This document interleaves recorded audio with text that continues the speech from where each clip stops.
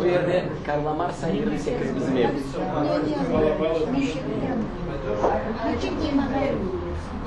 Karşısında Soğuşka diye bir yer. Kazakların nesi?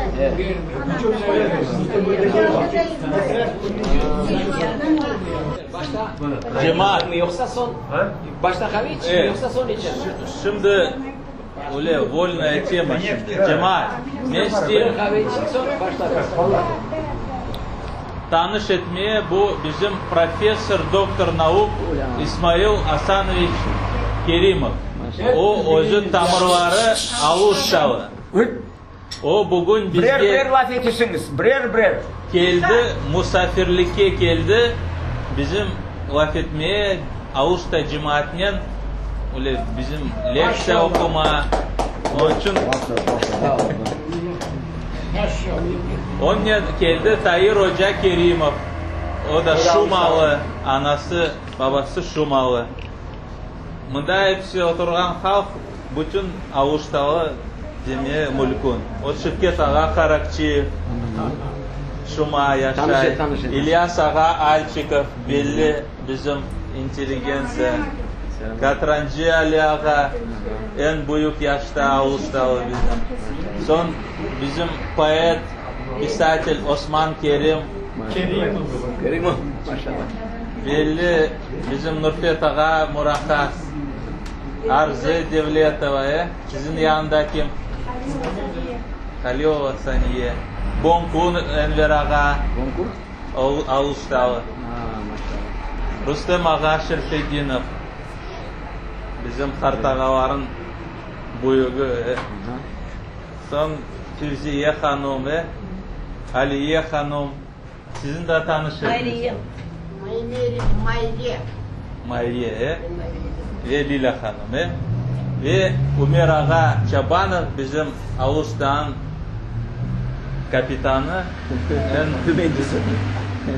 büyük adam. Biz bunda gelgende bir gaye bizde çıktı. Aluş'ta pek çok inteligensiya var. Ama onlar başka her yerde çalışırlar, bir yerde toplamaylar. Başka yerlerde Kırım'da, Karasu Bazar'da alsak, anda her yıl konferansiya yaparlar. Ama Aluş'ta biz yapmayak öyle naучный konferansiya. Biz öyle toplaşıp birbirinden öyle laf etmeye bizde fırsat çıkmıyor. Onun için biz şimdi bir kararga gelip Ömer Ağa'nın yardımıyla her yıl naучный konferansiya yapacağımız. Bütün inteligensiya Aluş'tan çıkan leksiyalar okuyacağımız. Öyle bir teklif var gaye. Öyle tekliften çıkmaya kısmet olsa bu yılda teşkil etmeye. Şimdi söz İsmail Hoca. Ben söz alsam son kahve içmeyeceğimiz bir saat. Ya çay başta bir çay içecek son başlarımız. Çünkü bizde leksiya 1,5 saat.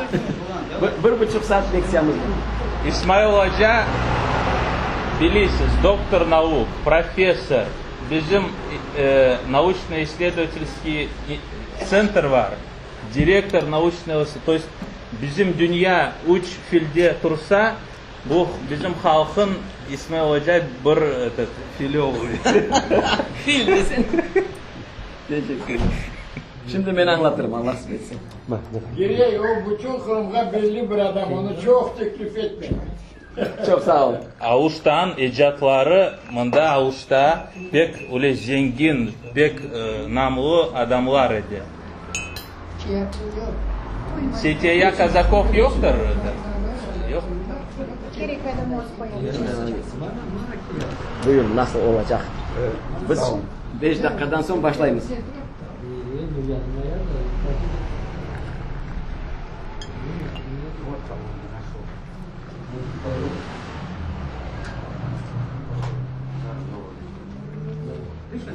Hayır, eski yazılardan başlayacağım.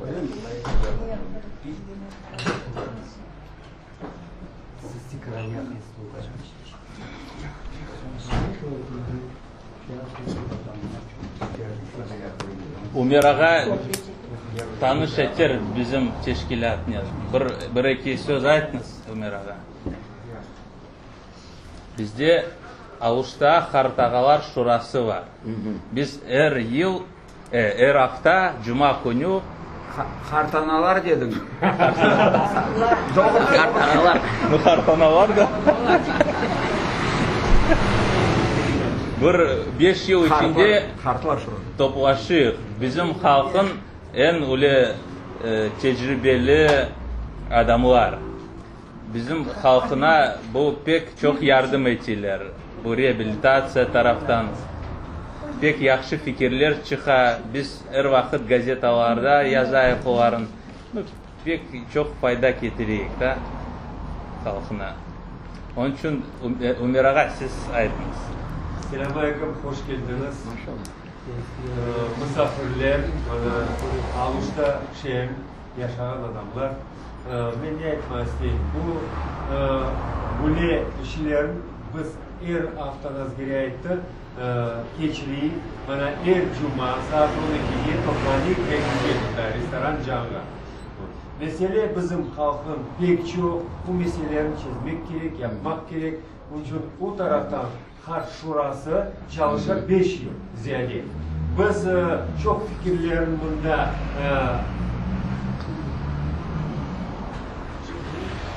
bakayım. Son internetke, gazetlerge, bütün teşkilatlarda haber ettik bizim Ağustos'ta fikirlerim. Bu fikirlerim son nasıl aytayım sizge bu dünya çekip, alkerip, işletiyip bu meseleleri. Çoksu tepki çıkay bana Ağustos'tan. Çoksu onu anlaylar. Bana Karasu pazarga varsan, eski Kırımga varsan, Cankoy'ga varsan, Keçke varsan var etiler. Ağustos'ta Harp Şurası çalışsa, bunlar öyle fikirlerini çıkarar. Milletin forçalamak taraftan tek balaban iş yapar. Bunun için ben bileyim bana bugün Ağustos'talı, bana Tamirli Ağustos'talı Kerimov pek bilgen adam bizim halkın içine u kedi bizge misafir der, o'zi fikirlerini bizim tanışma. Bunun için biz bugün dinleyeceğimiz onu, bakacağımız ve o'zi da fikirlerini aytacağız. Sağ ol. Ben aysi o tarafta geçeyim. Çünkü o tarafta ekran tura, o tarafla uğraşacağımız. Sizler çayınızı içip Allah size yuklamayın. Çay danış. Yok, Yok, işte. Evde çalma.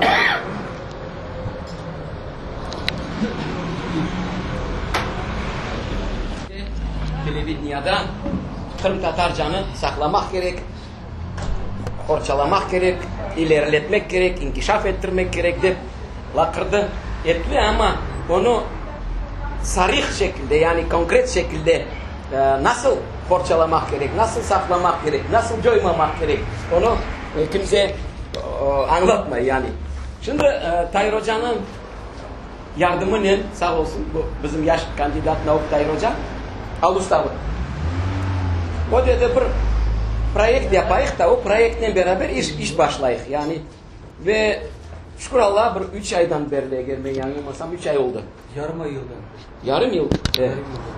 Ahmetçik'te başladık bu meseleni yani millet için leksiyalar. Millet anlamayan şeylerini popüler şekilde anlatmak. Dilimizni, tarihimizni, medeniyetimizni, edebiyatımızı ve ilahir.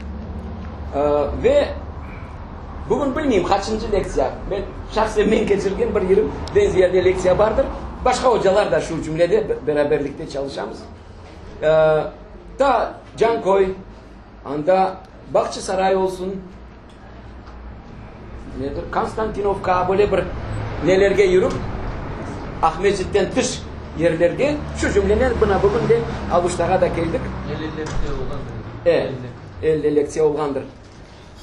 Millet için yani talebeler için değil, üniversite hocaları için değil, cemaat için, halk için.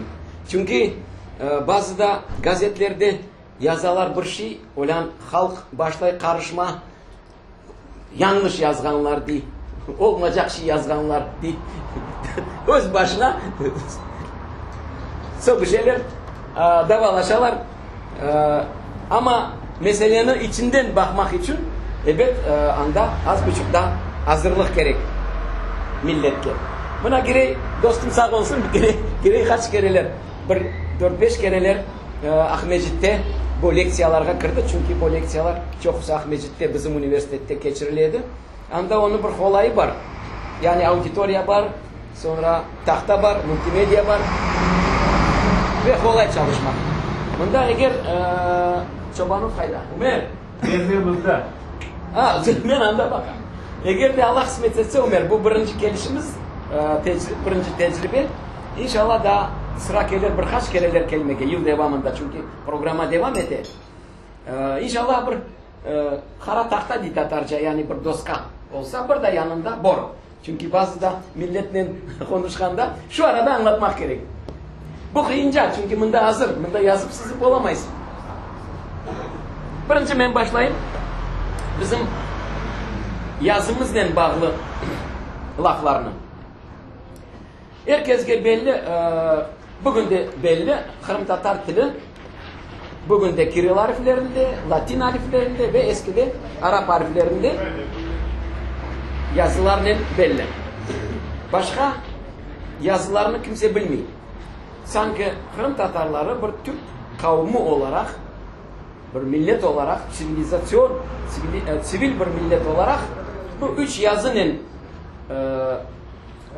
bitirdi. 3 yazı. Arapça başladı, Latince'ye geçtiler. 28 senesi ve 38 seneden sonra Kirilce başladı ve bugün de devam ediyor. Kararının böyle anlayış var. Ama Arapçadan daha evvel var idi mi yazı? Nasıl yazılar var idi? Ve Arapça kırdı, bizge Müslümanlık kırgen vakitte. Müslümanlık ne vakit kırdı Kırım'a? Onu kararla aytalar olan. Kimsenin aklına gelmiyor. Bahçesaray'da bugün de mezarları olan adamların aytam. Mezarları saklangan. Gazi Mansur ve Melek Aşter. Onlar mında 7. asırının birinci yarısında yani Muhammed Peygamber sağ olan vakitte onun sahabesi olarak misya getirdiler yani Kırım'a Müslümanlığını dağıtmak için ve bu misyonerlik savaşlarında vefat ettiler, aziz oldular. İkisinin de mezarı bunda. Yani 7. asırda gömülgen Müslümanlar Gazi Mansur, Melek Aşter. İkisinin de biyografiyaları çok belli. İkisinin de hakkında bir sürü eserler yazılgan. Şu cümlede Arabistanlarda, ta halifat zamanlarında ve en esas biz için bizim İsmail Bey Gasprinski'nin öz vaktinde yazgan, mahsus yazgan makaleleri. Yani bu bizim Gazi Mansur ile Melek Aşter hakkında ne yazar? Ta 14. asırda Bukhara şeyhleri gelgen Kırım'a. 14. asırda. Çünkü onlar kitaplardan Kore.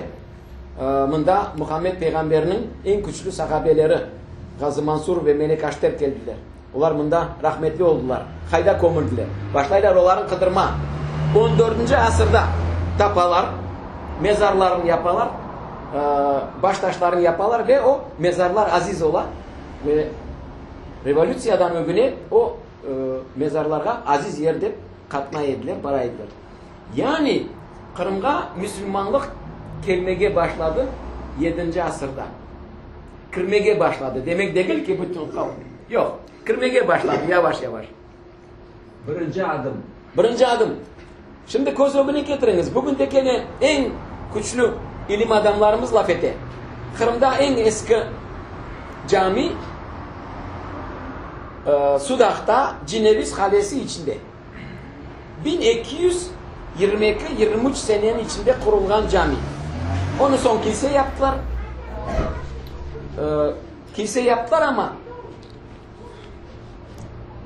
nesi Troya namazlık? Nedir adı? Gene unutam. Mihrap olan, mihrap. Mihrabı Troya. Aşık Ömer'in bir sözleri var. O sevgilisine ayta. Kıblam yoktur diye. Mihrabımdır iki kaşın arası. Yani o kadar dilber kız hep oğa bakıp otura. Mihrabımdır iki kaşın arası. Şimdi o mihrap tura, o cami tura ama kilise de gibi yapılgan. Bugün de anda varsanız onu anlatarlar, şimdi anlatırlar. Bu demek eskiden camiydi, son kiliseye çevrildi. Anda namaz kılınmayın. Tura bina olarak. Cinevis Kalesi'nin içinde. Rusça айтайын. Где Генуэзская крепость? Вот внутри Генуэзской крепости, на углу, ana o deniz taraftan o tura. Kırım'da ondan eskisi yok. En eski 1223 senesi. 1223. Yani Selçuklar kırgen vakitte Salahiddin Çoban degen adam kırgen edi. O demek onun başlığında kuruldu bu cami. Ama kozogunu getiriniz. Bu 1223 olan. Ben aytam 7. asır. Müslümanlık kırmaya başladı. İkinci meraklı bir faktör var. Onu ayrıca da okumak gerek. Kırım'a geldi. Gene de Arap bir misyoneri. 900 miladi aytam. Miladi yani naşe eri. Miladiden evvel do naşe eri. Miladi 931 senesi geli Ahmet İbn Fadlan degen misyoner 3000 adam toplanıp onlar kervanla geleler. Bu taraftaki bir sürü Slavyanlar, o Ukrayna taraftaki Slavyanlar, Kiev taraftaki Slavyanlar, onlarını çağırtkanlar Müslümanlığını kabul etmek için mektup yazganlar. Ve onlar halifatka 931 senesi 3000 adam toplanıp kervanla geleler. O mektubunu alıp koluna. Ama son niçindir? Kabul etmiyorlar Slavyanlar Müslümanlığını.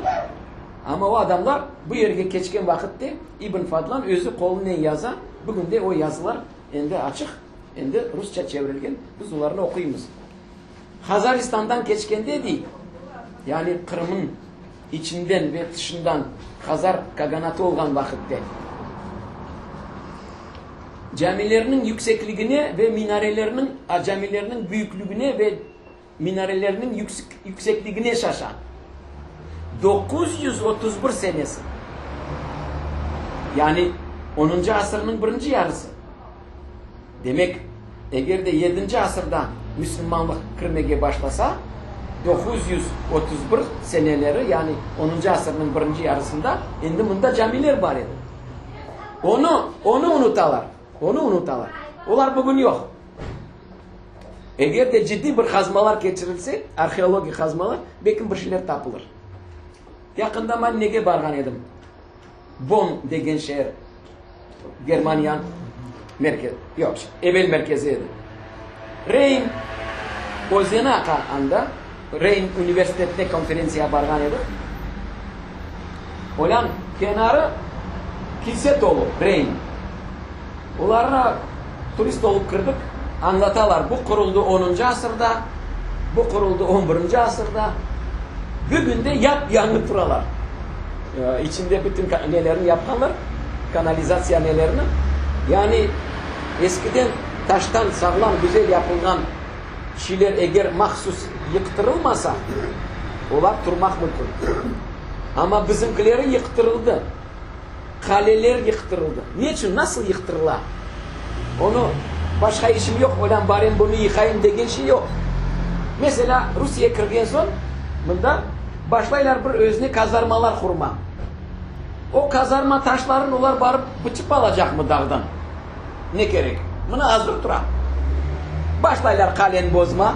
Başlaylar bir camin bozma, minaren bozma, bizim baştaşların bozgan gibi biz bunda olmadan vakitte yani özne gerekli nelerini kurup bitireler.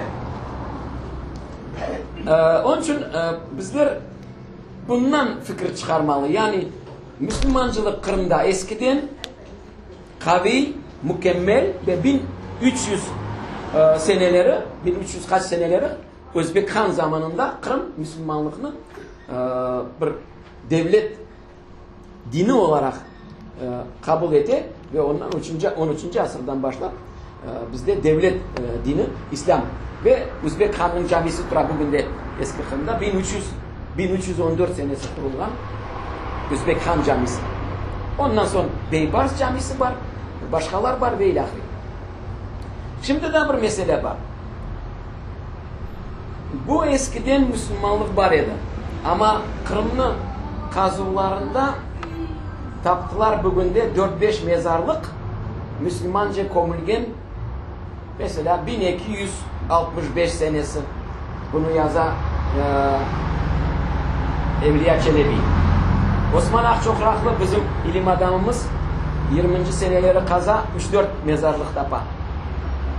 1280 kaç senesi komülgen, Müslümanca komülgen baştaşlar, mezarlar. Baştaşların üstünde Arap yazısını yazılır. Ama gene de değil. Bundaki bütün arkeolojiya biz olmayan zamanda oldu ve biz olan zamanda arkeolojiya çok ilerlep olamadı. 20. seneleri 28-29'da toktattılar ve bizni sürgün etken sonra öz başına devam ettiler. Onların arkeolojisi başka. Yani herkes ayta, özleri de ayta. Onlar mesela Kıdra Antiçnis. Antiçnis'ten kıdırıp yüreğiyorlar. Onlara bizim tarihimiz gerekli. Onlar onu kazıp ne deseler mi? Grekçe yazıldı mı? İtalyanca yazıldı mı? Bu bizimki de çıkaralar. Kalganların ya gayb eteler ya da bir şey eteler. Ben size bir meraklı fakt getireyim. Ne de? Ermitaj'da oldum yakında. Ermitaj, Sankt Peterburg'da. Bizim Han Saray'da ne var da girey? Çeşme. Koziyaş. Kozyaş çeşmesi. 12 tane Kozyaş çeşmesi var. Anda. Kaysı kopya, kaysı orijinal, Allah bile. Kırım'dan getirilme. Bu anda Turgan orijinal mı? Kopya mı? Allah bile. Kozogunu getiriniz. Neler yapmak mümkün, nece şeyler yapmak mümkün. Bu benim arabada aytkan Dubois de Montpellier yazan. 1830. seneleri keçireler Kerç'te kazılar. O kazılardan tapılgan şeylerini aman da Peterburg'a yollaylar anda saklaylar. Bunda tutmaylar. Yani 200-300 yıl içinde kazılgan tapılgan şeyler bugün bizim gözümüz karanlık. Yani özümüz kazmagancı, özümüz elimizge almagancı, özümüz toplamagancı tarihimizin özümüz yazmagancı o tarih başka tarih olacak.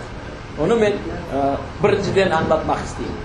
Yani ne kadar bugün de binlerle mektuplar saklı, hanlarının mektupları, nice kitaplar saklı. Olar tapa bir eşya, bir şey, arkeoloji yok. Öyle de geledi, böyle de çıkarlar. Anlıyorsunuz mu? Problem onda. Şimdi Arapçadan evvelki bazı yazılarını ben gösterecek olan. Üzüldü mü? Arapçadan evvel ben demeyeyim Kırım için ayrı. Bu Türk dünyası için sayılar. Türk dünyası için yani Türk kavimleri Türk dünyası olarak buna Slavyanlar gibi, Romana Germanlar gibi ayrı bir ne olarak? Kurum olarak onların gelişi hakkında 2-3 söz aytayım. Svet yok. Yok yaşık mı? Svet yok. Bu neden? Bunun nesi? Svet yok şurada. Bak. Yok. Sizde var ya, bizde yok. Bu neden? Çalışmayın. Bu uğraştırılan yerde Çalışıyor.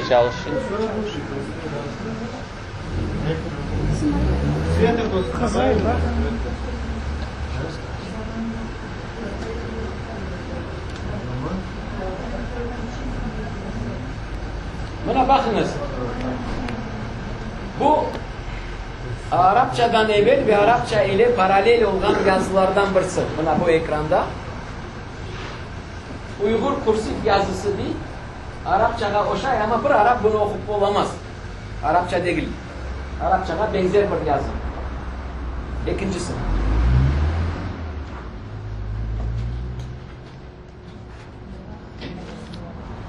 Bu Brahmi yazısı. Yani o zamanda bu Budistlerin bir kıtağı Brahmi dininin bağlı Brahmi yazısı. Hiç hoşamayın ne Arapçaga ne başka yazılarga.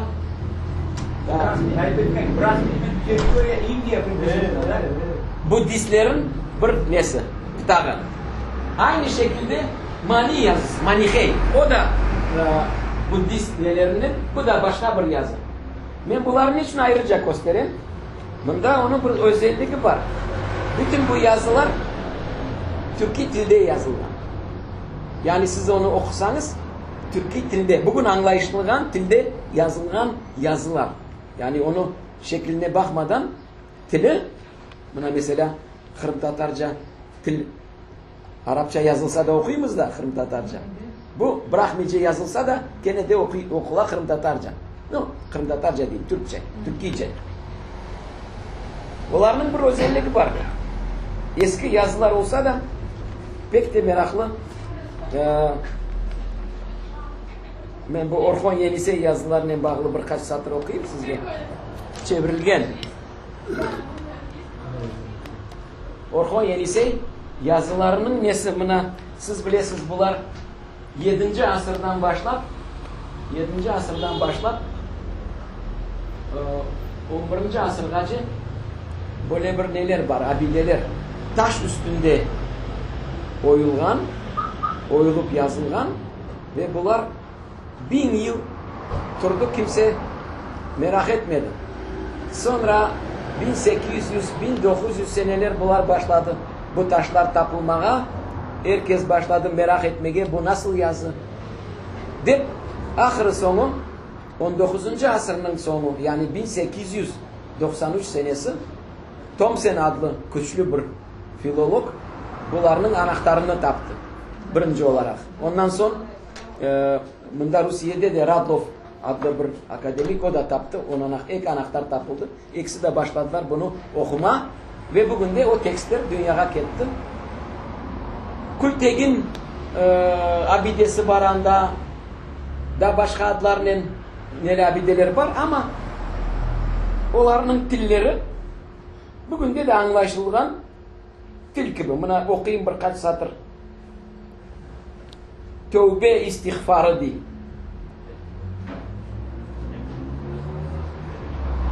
Balıkçı, kayıkçı, tuzakçı boldumuz değil.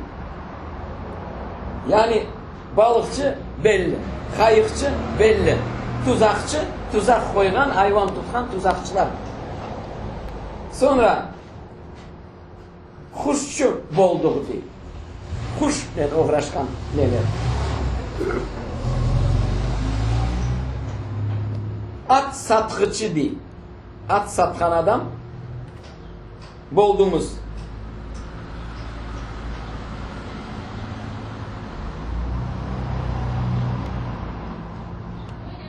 Ve ilahir. Yani bunda sansız tümendi. Tümen bin, sansız tümen demek binlerle demek. Yarınki sözüne ertingüdi. Buna Özbekler ertaga deyirler. O vakitte ertingü. Emgek. Eziyet, sıkıntı.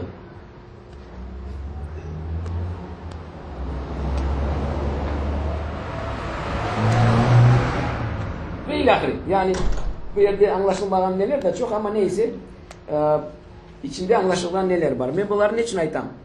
Bunlar kaç 1000 yıldan ziyade evvel yazılgan tekstler ve içinde bugün de biz anlaşılgan sözler. Yani Kırım Tatarlarını древний письменный народ degende daha древний письменный народ. Не сегодня мы появились, не вчера и не 1000 лет назад. Yani bizim kavim olarak, kabile olarak dil cihetinden baksak, dil cihetinden pek uzak tarihimiz var. Men endi etnik olarak aytmayım çünkü etnik olarak da teren tarihimiz var. Çünkü etnik tarih az buçuk dilden bağlı olmasa da ama medeniyetle, kültürle bağlı. Mesela Askot Çepinski degen arkeolog var edi, rahmetli oldu 90. seneleri. Pek meraklı anlataydı. Buna di Kırım'da kazılarda tapıla pek eskide kullanılan bir taş, bıçak yerine ta kaç bin yıl evvel da adam zatını da böyle ediler ya, Pithecanthropus, Neanderthalis ve sonki Cro-Magnionis.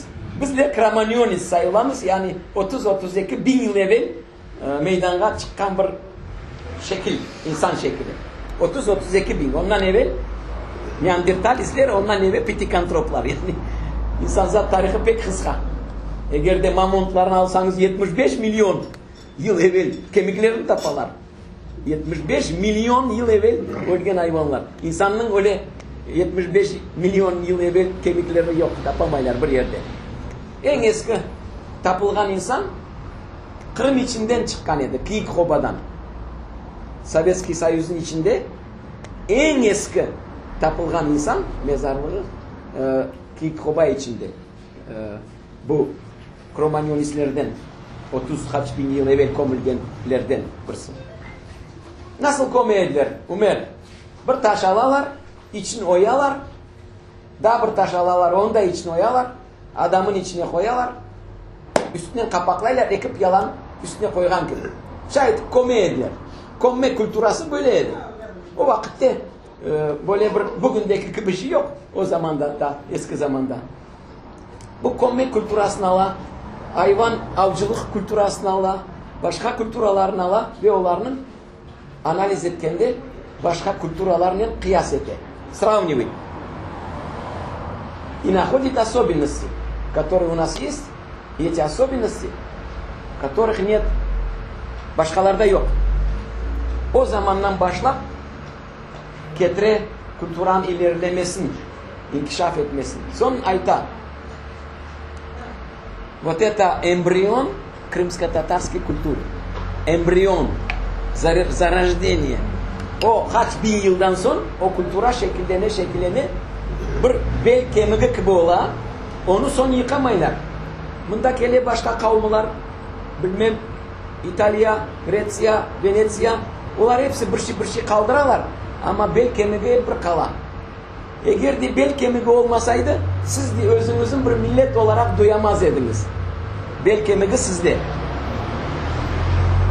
Başkaların bel kemiği özünde.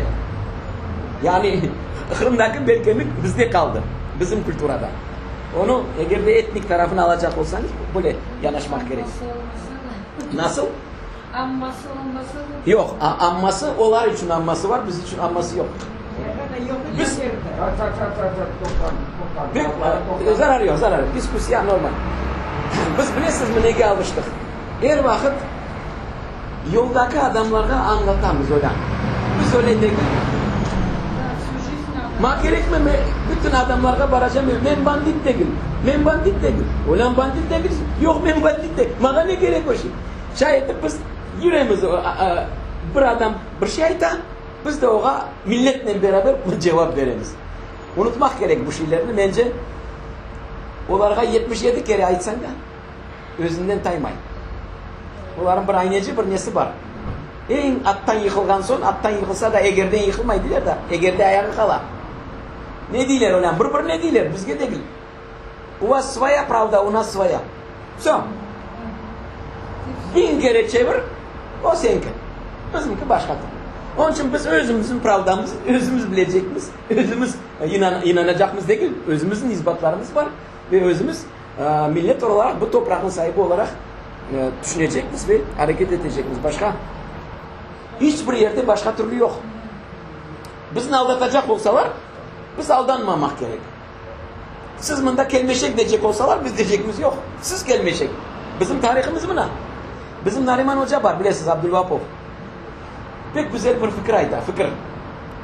O diye mesela bir halklarının çeşit türlü külturaları var. En güçlü kültura bu edebiyat. Edebi eser. Buna değil mesela 13. bilmem 12. asırdan başlap. Ya bu gün gece Kırım'da başka dilde yazılgan bir eser tapın. Bir şiir, bir edebiyat, bir roman, bir şey tapın. Başka dilde yok ondan şey. Ben o kadar hoşam. Bütün duaları Kırımçaklarının, Karayimlerinin, Urumlarının, başkalarının nice halklar var ediminde bütün dua kitapları Kırım Tatarca. Yazıları başka, dilleri Kırım Tatarca. Ben bir misal getireceğim şimdi. Bu Orhan Yenisey'den aldım. Ermeni Kıpçak yazılarından. Bu dua kitabından ben ezberden getireyim misal. Bu yerde güzel leksiya geçiyor lan boğazım. Arabalar. Bir çare yeter misin ya? Ne? Makineler getir. Anda mesela hani o bibliografiyan göstereyim. Bu kitabını yakında çıkardım ben. Mahsus yazam.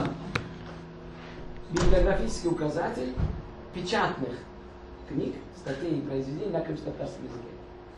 1618 1944. Yani 1618 ile 44 arasında Kırım Tatarca ne basıldı? Basma kitaplar olarak. Ve benden sorarlar lan 1618 senesi Kırım'da basmakhane var idi mi? Kırım'da yok idi. Ya nasıl? Sonra biz misal getiremiz. 1600 seneleri ondan evvel bir sürü Ermeniler Katolik dinini kabul edip keteler Lvov şehrine. Anda onlarga toprak bereler, akça bereler, yani din propagandasını, misyonerlik propagandasını anda keteler. 1618 senesi çıkaralar kitap, dua kitabı. Basma kitabı, dua kitabı. Nasıl başlayın? Hamd pedere ve oğula ve onun aziz ruhuna. Ve imyatsa isine esrata duha. Böyle başlayın. Ama Allah'ım di. Allah'ın değiştirmeyenler sözünü. Allah'ım bugün bizge verecek rızkını bugün bizge ver. Bizni kazadan katadan sakla. Bizni öyle yap, böyle yap. Yani Kur'an-ı Kerim'in sürelerinde olan metinler Tatarca. Onlar çünkü başka dilleri yok. Onun için ben diyeyim. Bu kitap nasıl dilde? Kırım Tatarca. Yoksa başka dilde yok. Kırım Tatarca. Temiz Kırım Tatarca kitap. Şimdi o dua kitapları yalnız Ermenilerde değil. Kırım'da yaşayan çok başka Hristiyan. Yüzlerle bugün de yata yazıları ya Ermenice ya mesela Urumca ya İbranice Arameyskaya pismo. İbranice'den çevrilgen. Ama metinler, tekstler Kırım Tatarca. Şimdi ben diyeyim, onlarla biz eğer de bakmasak, okumasak, onların dilleri bizge evet gerekmiyor ama dil cihetinden pek güçlü. Yakında bana ne bergen edi? Rebbi, David İliç, Kırımçak adamı, İbranice'den çevirgen bir dua ve neşir etmek için benden recenziye algan ediler. Ben onu başından sonuna okup çıktım. Olan 1600 kaç senesi yazılgan. Nurfet Ağa. Bari bir sözcük olsaydı ben bilmegen. Bütün anlayışlı. Buna bugün de yazılgan. Ne için bilesiniz mi? İçinde Arapça, Farsça sözler yok. Temiz Tatarca. Biz Arapça, Farsça çok kullanamız. Çünkü Müslümanlıkını kabul ettiğinde o dinle beraber dil de kire. Selamun Aleyküm desen Arapça. Onlarda Arapça, Farsça az yok derecede. Onun için o zamanın dili pek anlayışlı. 15-16. asırda yazılsa da bugün de anlaşılmayan söz. Bütün mürekkep, kıyın şeyleri de pek güzel Tatarca anlatarlar. Yani yesiz. Bu men aytkan bir nokta. Yani eski yazılarımız eski tilimiz ve til kuchumuz. Til kuchumuz. Eğer de biz uzakka barmadan şimdi ne diyecek olsak bugün kütüphanelerde bu şeyler dolup yata ve onların mümkün faydalanmak. Tak, ikinci altın adamlık göstereyim. Bu yazı meselesinde bunu da hoşlayayım. Bundan evvel leksiyalarda ben bunu gösteremez dedim. Tahir Hoca kitaptan sağ olsun. 1976 senesi 1976 senesi Almatı'dan 70 kilometre uzaklıkta bir mezar kazıp çıkararlar. İçinden bu çıkar. Altın bala adını koyarlar. Bugün de oğa büyük bir kaç metre olup stella koyganlar Almatı'nın ortasında ben korgen edip barıp. Altın balanı göster. Altın bala komülgende bütün urbaları altından olganı için altın pulçuklar bütünü saklangan. Bakınız ne vakit komülgen. Miladiden evvel 7. asır. 7 век до нашей эры. Он похоронен. Şimdi bu bala Türk kavmine ait yanında 83 altından eşya var idi. Предметов из золота. 83. Из них один предмет. Bu ne ya? Kalkan. Buna. Bir çanak tapalar altından. O çanakın kenarında buna böyle yazılar var. 26 harf. 26 harf. Bir saniye tokta.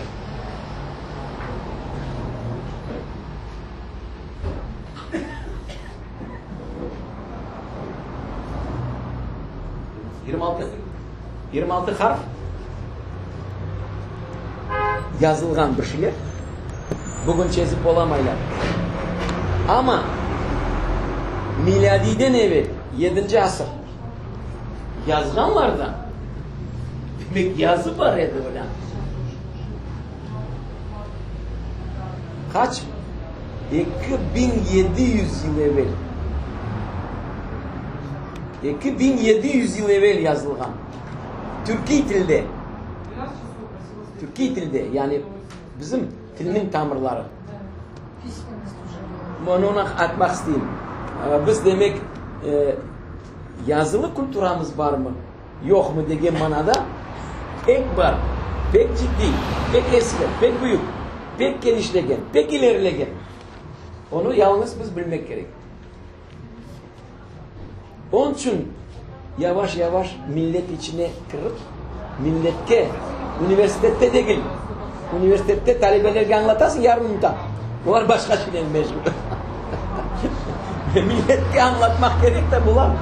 Hiç olmaganda özün tarihin azıcık olsa da tasavvur etsin de böyle bir diskusiyalarda kullansın o manada. Bunlar hepsi kitaptan alıngan yani kopten değil.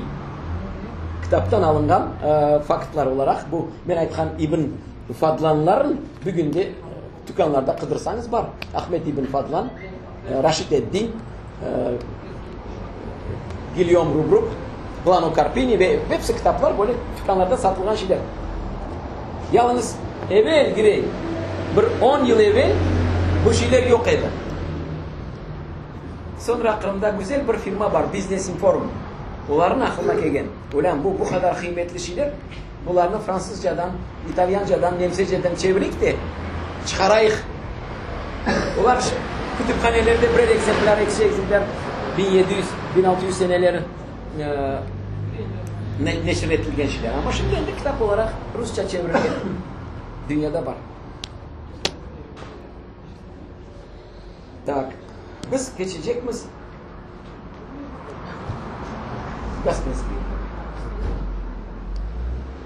Bugün Ömer Hoca, bugün laf etken şey, bu konferansiya ben girege dedim.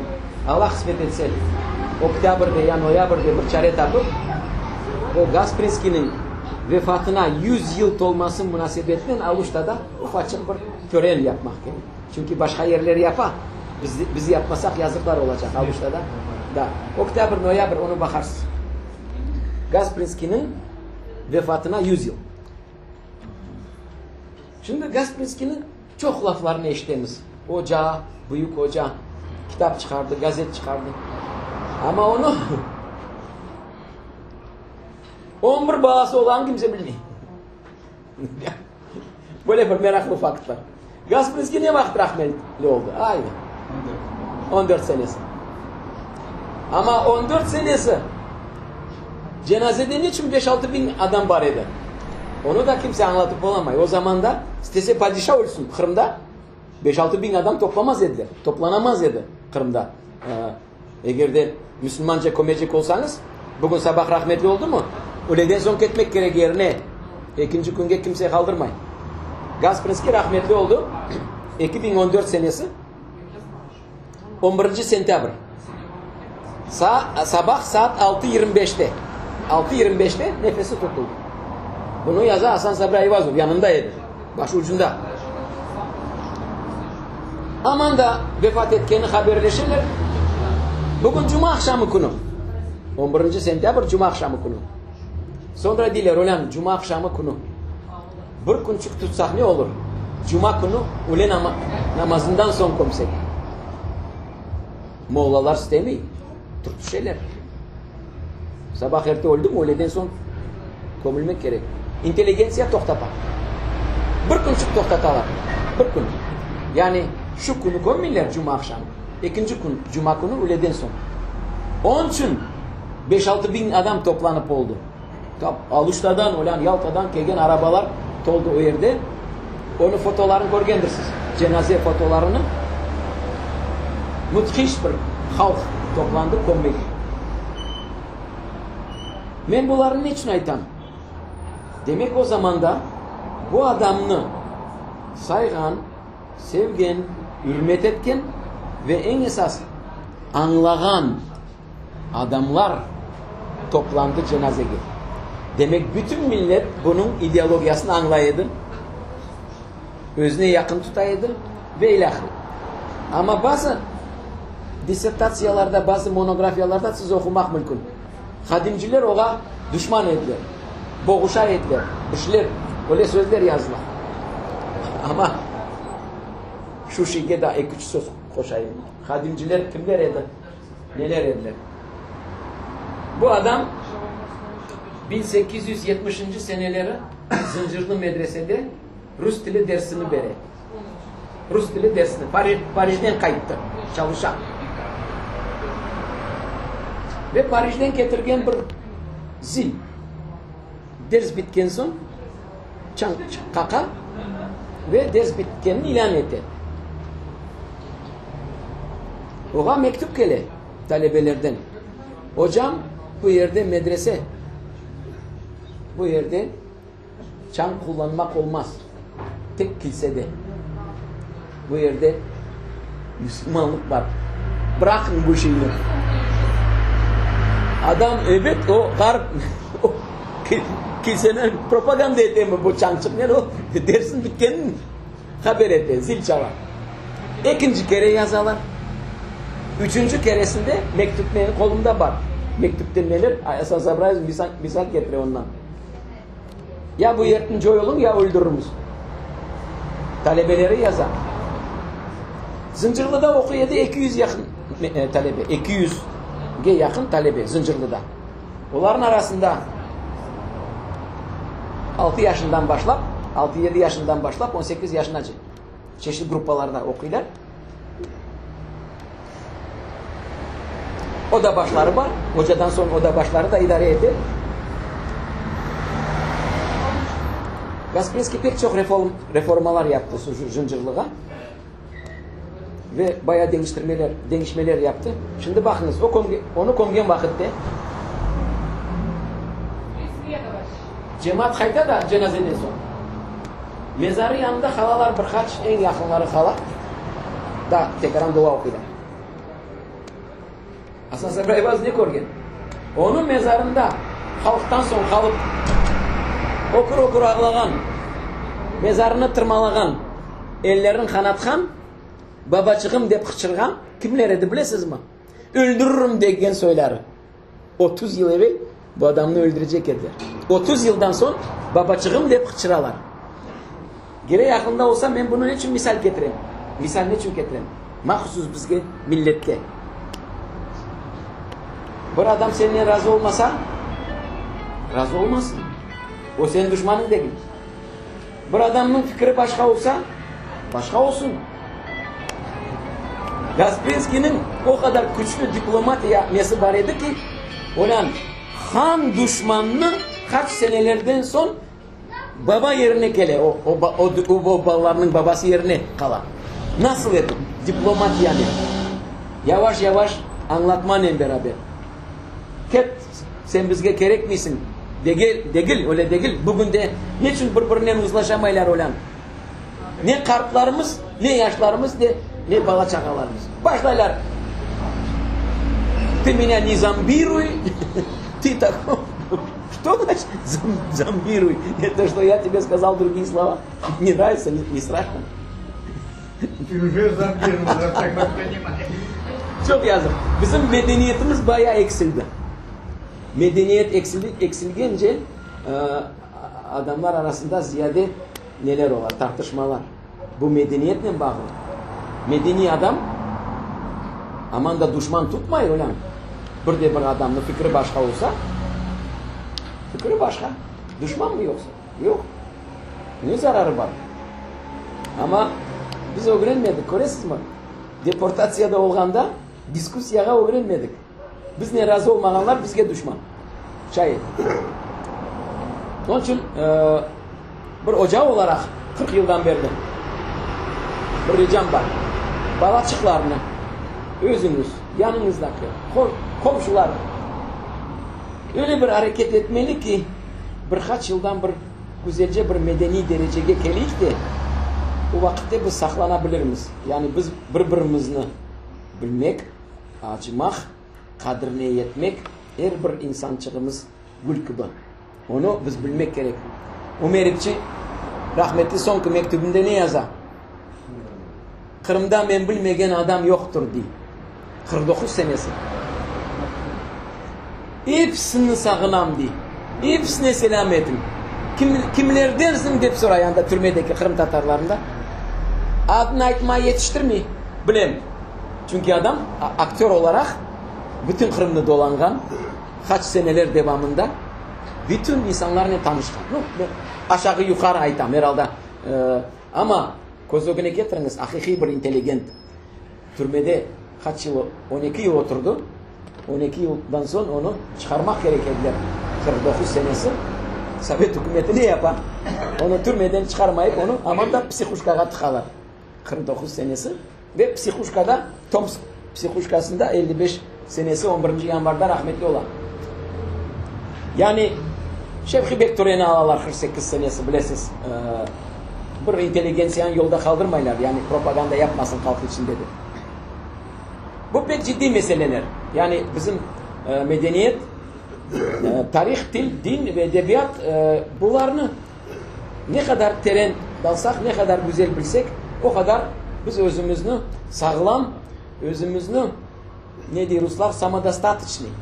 Samodostatичный şekilde yani tutacağımız her bir şeye aman da öteki kırışmamak gerek. Tak, üçüncü mesele Kaspersky başladık. Bizde mında otri İbrahim Bakşış'ın torunu. Oh maşallah. İbrahim Bakşış'ı pek tanıyım. Oju demciğin hakkında aytınız.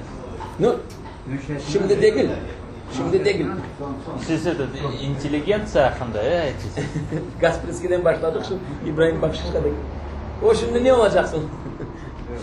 Yani İbrahim Bakşış pek belli adam Aluşta'da doğdu ve bayağı şiirler yazgan idi ve bu bizim dağcılarla beraber tanış edilir, yürüdüler. O yazıklar olsun ki represiyalara uğradı. Şimdi Kaspersky'den başladık. Herkes düşünüyor. Kaspersky var bizde, Çobanzade var, sonra düşünelerde kim var bizde? Kimse yok bizde. Dep. Karar ne ben değil. Kıskadan bunu anlatayım. Yazık ki yazma çare yok neyse. Yalnız Orta Asırlar bu 13. asırdan başlap 18. asırgacha 300'den ziyade şair ve yazıcımız var. 13. asırdan 18. asırgacha 300'den ziyade. Bu kadar şair ve yazıcı Ruslarda yok. O devirde. Pushkinler çıktılar 19. asırda. 1799'da doğdu. 1837'de rahmetli oldu. Yani 19. asırda. Amin Allah'ım 18. asır ve daha aşağı. 300 adı bugün de belli, yaşayan devri, biyografiyası, eserleri. Buna bizim Orta Asırlarla uğraşan edebiyatçılar onlarla tahlil etti. 30. nede da buradan disertasiya Horçalana Ahmetçik'te Mehmet Senay bağlı.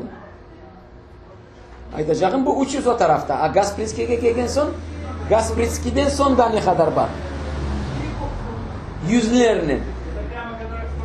Niçin biz onlarını bilmiyoruz? Çünkü onlar hakkında adam akıllı kimse bir şey aytmayın. Ayvazov o kadar güçlü bir adam, o kadar güçlü bir yazıcı. Kimse bilmiyor. Kararlı. Çelebici Han niçin bilemiz? Çünkü Çelebici Han ant etken beni yazdı. Ana onu ondan bilemiz. Ama başkasını bilmiyoruz. Şimdi bunların hiç olmağında bazılarını göstereyim ya. Hayır sen bunlarını neye koydun? Gasprinski'den başla. Gasprinski'den başla.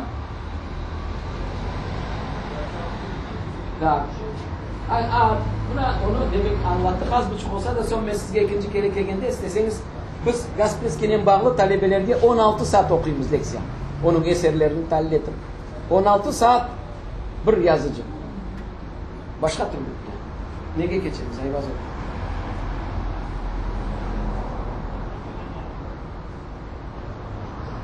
Hasan Sebra Ayvazov.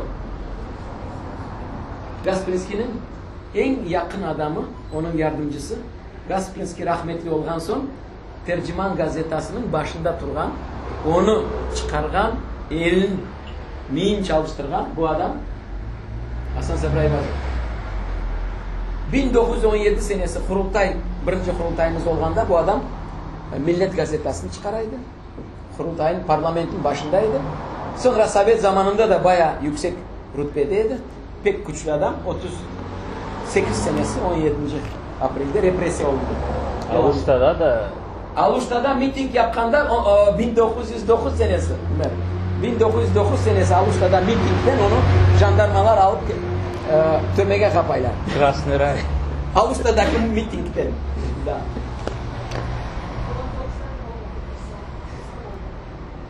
Da Ayvazov çok rahat.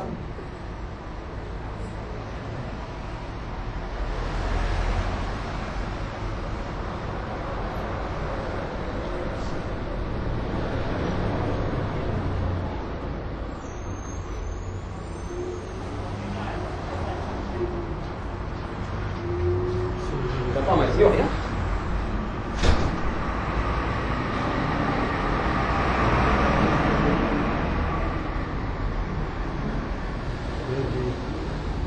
Yok neyse ne doktor gazına al.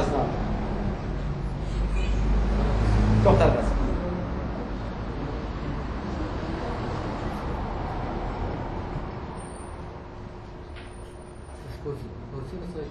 Evet doktor gazı. Bak. O kadar güçlü şair ki o garip da 32 yaşına yaşamadı. Öldürdüler. Ne de politikanın uğraşkan vakitte hem de hizmetaban edi. Gasprinski hakkında ayrıca yazgan edi rahmetli olgan son. Pek yaş şekilde öldü. Yaş çağında. Bir şiirini aytayım kıskadan. Dünyanı kaç bucak olganı o kadar anlay adam. O yaş bir şair. Dünyada çok ağlar var. Egri doğru yollar var. Açlar ile beraber geçinişi bollar var. Kimi çeker enine, kimi çeker boyuna. Bazı kendi dinine, bazı cenk meydanına. Hepsinin meramı şu. Sen kazan ver, yesin o. Kimi yer altın taç, kimi bir pula muhtaç. İş veren tok, işçi aç. Bulmadı bunca ekip, iş bu derde bir ilaç değil. Yani o zaman da böyle bir güçlü ne yazgan edi? Siyasi şiirler yazgan edi. Şamil Tokargazı. Roman yazdı 1910. senesi. O roman yok, bugün de kayıp oldu. Saadet Adası. Ostrov Şastya. Bu hakkında disertasyon yazdılar. Kerim Camanaklı 37 senesi rahmetli oldu ama yazılar bugün de var. Bu da bir 8-10 saat leksiya okula. Tokargaz'ın bağlı leksiyalar. Pek güçlü şair, pek çok eserleri var. Ne olsun Seyit Abdullah Özenbaşı. Seyit Abdullah var elinde.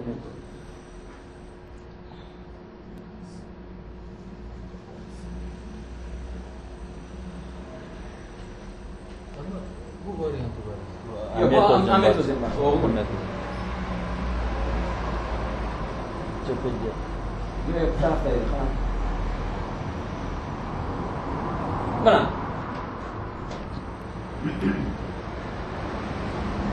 Kırım Tatarca tiyatrının büyük tarihi var ama yazılı piyesa yazgan adamlardan birinci bu adam. Olacağa çare olmaz adlı piyesa yaza. 19. asırın sonunda sonra kitap etip çıkara 1902 senesi. Bu adam Ahmet Özenbaşı'nın babası. Bizim bilgen Ahmet Özenbaşı. Kurultayın başında durgan, parlament azası olgan Ahmet Özenbaşı'nın babası. Ve özü de rahmetli olganda 24 senesi rahmetli oldu. Onun cenazesinde ben pek beğendim. Osman Akçokraklı söz ayta. Bu adamın de en güçlü yapkan işi yazıcılığı değil. İki balası vardı. Şularga üniversite bitirtti. Birisi Ahmet Özenbaşı. Kurultayın başına oldu sonra Odessa'da medisina fakültetini bitirdi. İkincisi kızı Ayşe Hanım İstanbul'a yollap üniversite bitirtti. O vakitte olan kızını İstanbul'a yollamaz edi kimse bronzunu. Hiç öyle şey yok edi. Bu adam Seyit Abdullah Özenbaşı bizim aramızda. Evet belki kaç yüzyıl evvel vardır öyle şey ama yakın tarihimizde kızını o zamanda İstanbul'a yollap okutup da doktor etip münbek getirtmek bu adamdan evvel ben eşitmedim. Yani Osman Akçokraklı onun mezarında bu şeyini aytan. Seyit Abdullah Özenbaşı.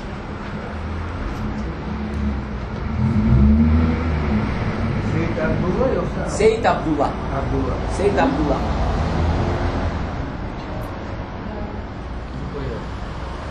Ondan sonra koy çelgeyi.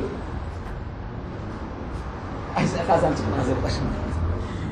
Hasan Çırgıyev o kadar güçlü şair, yazıcı, insan. O da 19.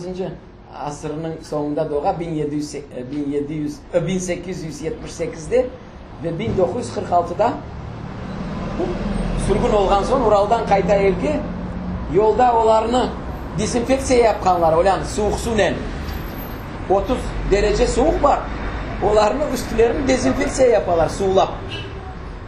Soğuklangan poyezden düşkendi.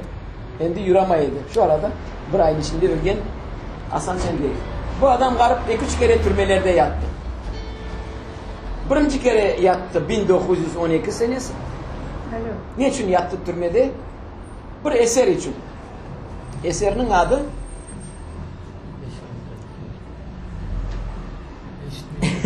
Eşit mevta ne seviliyordu. Eşit mevta yani ne ayta mevta. Aselet öyle bir eser yazar. Sanki Ömer Hoca adlı bir obraz, bir adam. Hanlık zamanında rahmetli olgan. Ama rahmetli olmagan. Yuklap kalgan. O garipni komgenler letargiçski son. 100 yıldan sonra uyangan. 100 yıldan sonra uyangan ve Kırım'ını dolaşa. Koyuna kayıtma korka. Çünkü anda onu vurup öldürürler olan. 100 yıldan sonra bu adam kaydan geldi der. Kırım'ını başlayı dolaşma. No aselet yapar bu adam. Yazıcı. Ve ne kore? Olan Kırım Tatar'ın değil. Urbasına uçamadı değil. Baş giyimine uçamadı. Lakırdığa uçamadı. Düşünceleri başka. Aşları suları başka. Pek çok Rusça söz koşarlar lakırdı etkende. 100 yıl evvel kız. 100 yıl evvel bunu yazar. 1909'da neşir etti. 100 yıldan sonra. Şimdi öyle. Sonra bu adam o kadar şaşa ki bu milletke. Ne oldu bu millet? O kadar açulana ki açulağından gene varıp mezarına yata. Böyle bir eser. Bu eserini Cankoy'da bastıra Rus harflerinden. Kimse duymay böyle eser ama herhalde 1912 senesi tutalar bunu. Sen bu eserini ne manada yaptın? Çar hükümeti ne zulüm yapamışsınız ki?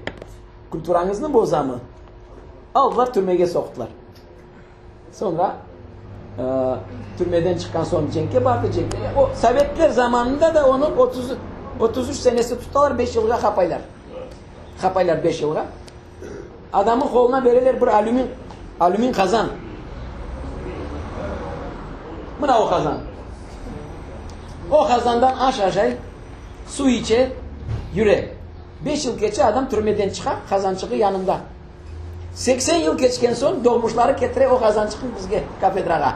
Olan diye okup baksanız anda bir şeyler yazdılar bu adam 80 yıl geçti. Ve aldım bu kazançığı getirdim evde. Başladım temizlemeye yuma. Ahırı sonu teşviklerin temizleme ve ne yazgan çıkardım. Şiir yazgan. Öyle bir yazgan garip acınıklı şekilde bunu ben size okuyayım. Buna bir yerde akaide başlayın. Bu akaide demek benim şiirle bağlı değil. Ben öyle anlayayım ki bu Kırım Tatar olganı göstermek için yazgan. Çünkü bu söz başkalarda yok. Akaide degende tek bizler. Ne yazar? Kartayganda men garip yalnız kaldım. Şu ecelsiz ölümünü boynuma saldım. Ah desem, ah der kimsem yok, ölsem cılar. Açık kalgan közümnü kimler cumar. Kavuşmagan dünyadan ah dep keter. Sıratlarda ödelgen ölümden beterdi. Yani eğer de bu kazançık tapılmasaydı bu şiirçik de kalmazdı dünyada. Bu şiirçik ne sonra alıp da makale yazıp gazetelere çıkardık. Şimdi onu nesi belli. O tozla kapalgan edi. Yine ben onu bu noktacıklarını bir haftanın içinde açtım. O yine işlediğin son başladı satırlar peyda olma ve bu cümleler şükür Allah kazançık saklanıp kalgan. Bu adam bizim klasik sayıla. Bütün Hristomatyalarda dersliklerde eserleri var. Torunu da bugün bizde Müzikalli Fakültette müzika dersini verir. O da Hasan Çergeyev. Torunu da Hasan Çergeyev. Tak devam et Mustafa. Bu Hasan Çergeyev. Ben kız kadın. Aferin İsmail de. Nurşet Ağa siz yapmadınız Sağ olun. kazan için. Mülekati logam yok. Ya ne? Bir yazılarını göstereyim, son kitaplarını göstereyim. Kimi göstereyim? Umarım şimdi göstereyim. Ha, usta ne yok diye inteligensiya yoksa. Aytayım biraz. Şimdi ben başlasam ayıtmazsınız diyeceksiniz öyle. Bu adam ne? Aluş'ta pek güçlü inteligensiya var idi. Pek güçlü. 1914 senesi. Onlar toplanıp bir 8 adam ariza yazalar ve şehir müdürlüğüne baralar bizim cemiyetini resmi kaydetiniz de. Bu cemiyetin adı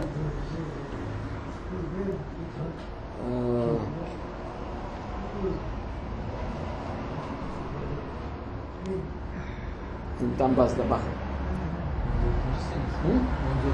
14. senesi. Cemiyeti Hayriye. Adı Cemiyeti Hayriye. Yani Hayriye Cemaati. Onlara verirler vesika. 14 senesi. Vesika verirler. O vesikanı algan sonra onlar baralarında foto çıkartalar. Fotoğrafya. O vesikanı tutalar o günde ve bu adamlar toplangan Şuların arasında men Karp babam turar. Cemiyetin başı etip saylaganlar Karp babamı. Ve o foto saklandı. O fotonu sonra Gasprinski basa gazetada, tercümanda ve Aluşta'da böyle bir yeni cemiyet açıldı. Ona çıkan adamların familyalarını yaza fotokartçıkasını gösterin. Bugün de o foto var. Bu cemiyet hayriye ne demek?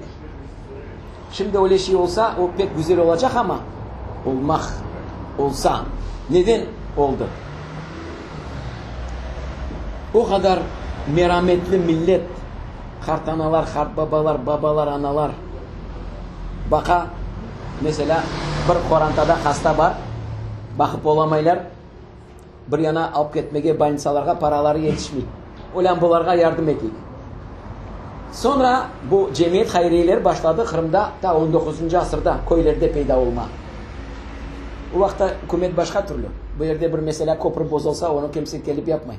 Cemaat toplansa para ne özü yapar, özüne köprü. Ne karışmayacak hükümet. Ve bir istidatlı balaçık okuyor mesela mektepte. Balaçık fukarı ama istidatlı. Onu yollamak gerek büyük okullarga okutmak. Kim yapacak bunu? Anası babası yapamay. Cemaat karışıp yapar. Onun için cemiyet hayriyesini teşkil ettiler Aluşta'da. O adamlar ki her yıl mesela 100'er kuruş taşlay Hayriye Bankı'na. O Hayriye Bankı en inanlı adam onu başında tutar. Yani bu adamga son derece inan var. Beni Harp babam koyalar. Afuz Şamrat'la. Harp babam 18 yıl İstanbul'da okudu. Süleymaniye medresesinde. Ve o medresen bugün de daha çalışan. Barıp ben nelerini taptım. Spiskalarda onun familyasını. Onun evvel Hacı Seydamet eken. Ben bilmez dedim. Sonra anam dedi. Sen onu Afuz Şamrat edip kıdırma. Hacı Seydamet edip kıdır. Bu cemiyet hayriyesi çalışan ve ben en esas şeyini aytayım. Başka şeye geçerim. 21-22 senesi bunda açlık ola bilesiz Kırım'da. Öyle bir açlık ki Kırım Tatarları içinden tek Kırım Tatarları içinden 75 bin adam ola. Öyle. 75 bin. Hepsi olup 100 bin öyle. Kırım'da. Ama 75 bin Kırım Tatarları. Avusturya'da bir adam ölmüyor. Açlıktan. 7-8 tane kazan koyganlar. O kazanlar sönmüyor. Kim getirip 1 kilo un, kim getirip bir şey, azıcık et, bir şey getirirler. O kazanlar kaynap durar. Bir adam açlıktan ölmegen. Sonra onun 28 senesi, ben bunu kaydan aldım. Onu delası yatan edi arşivde. 232 sayfa Dela Hafusa Şahmurat'a. O delanı açsanız bütün tarih, Aluştan tarihi içinde. Kimler gelgen, nasıl olgan, nasıl aytacağım. Bu cemiyet hayriyeleri bugün de gerek. Bugün de kimse düşünmüyor. Bir balaçık istidatlı. O balaçık istidatlı ama ösmeye çaresi yok. Onu millet östürmek gerek. Onun için Cafer Seydametler, bu Gasprinski talebeleri, Cafer Seydamet, Çelebi Cihanlar. Onu anav hikayesini okusanız onu ayta. Simkevich yazgan edi Yanko muzikant. Ona taklit edip Cafer Seydamet yazan Cinmambet adlı hikaye o yerde gösterir. İstidatlı balanı nasıl edip millet öldüre. Eğer imkan verseler dünyaya gidecekler ama. İmkan vermeler aksine söndüreler. Karşılık mısın? Yaşlılardan da kimlik geçeyim.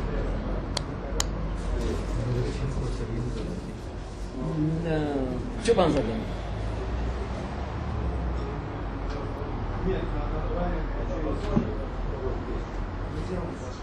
Bularını biz yarım yıl geçemiz olamında. O 1 saatin içinde her şeyi netmek gerek. Kıska. Kıska da. Eğer olsa çoban zaten. Buna türmeden çıkan fotosu. Çırayı kalmagan.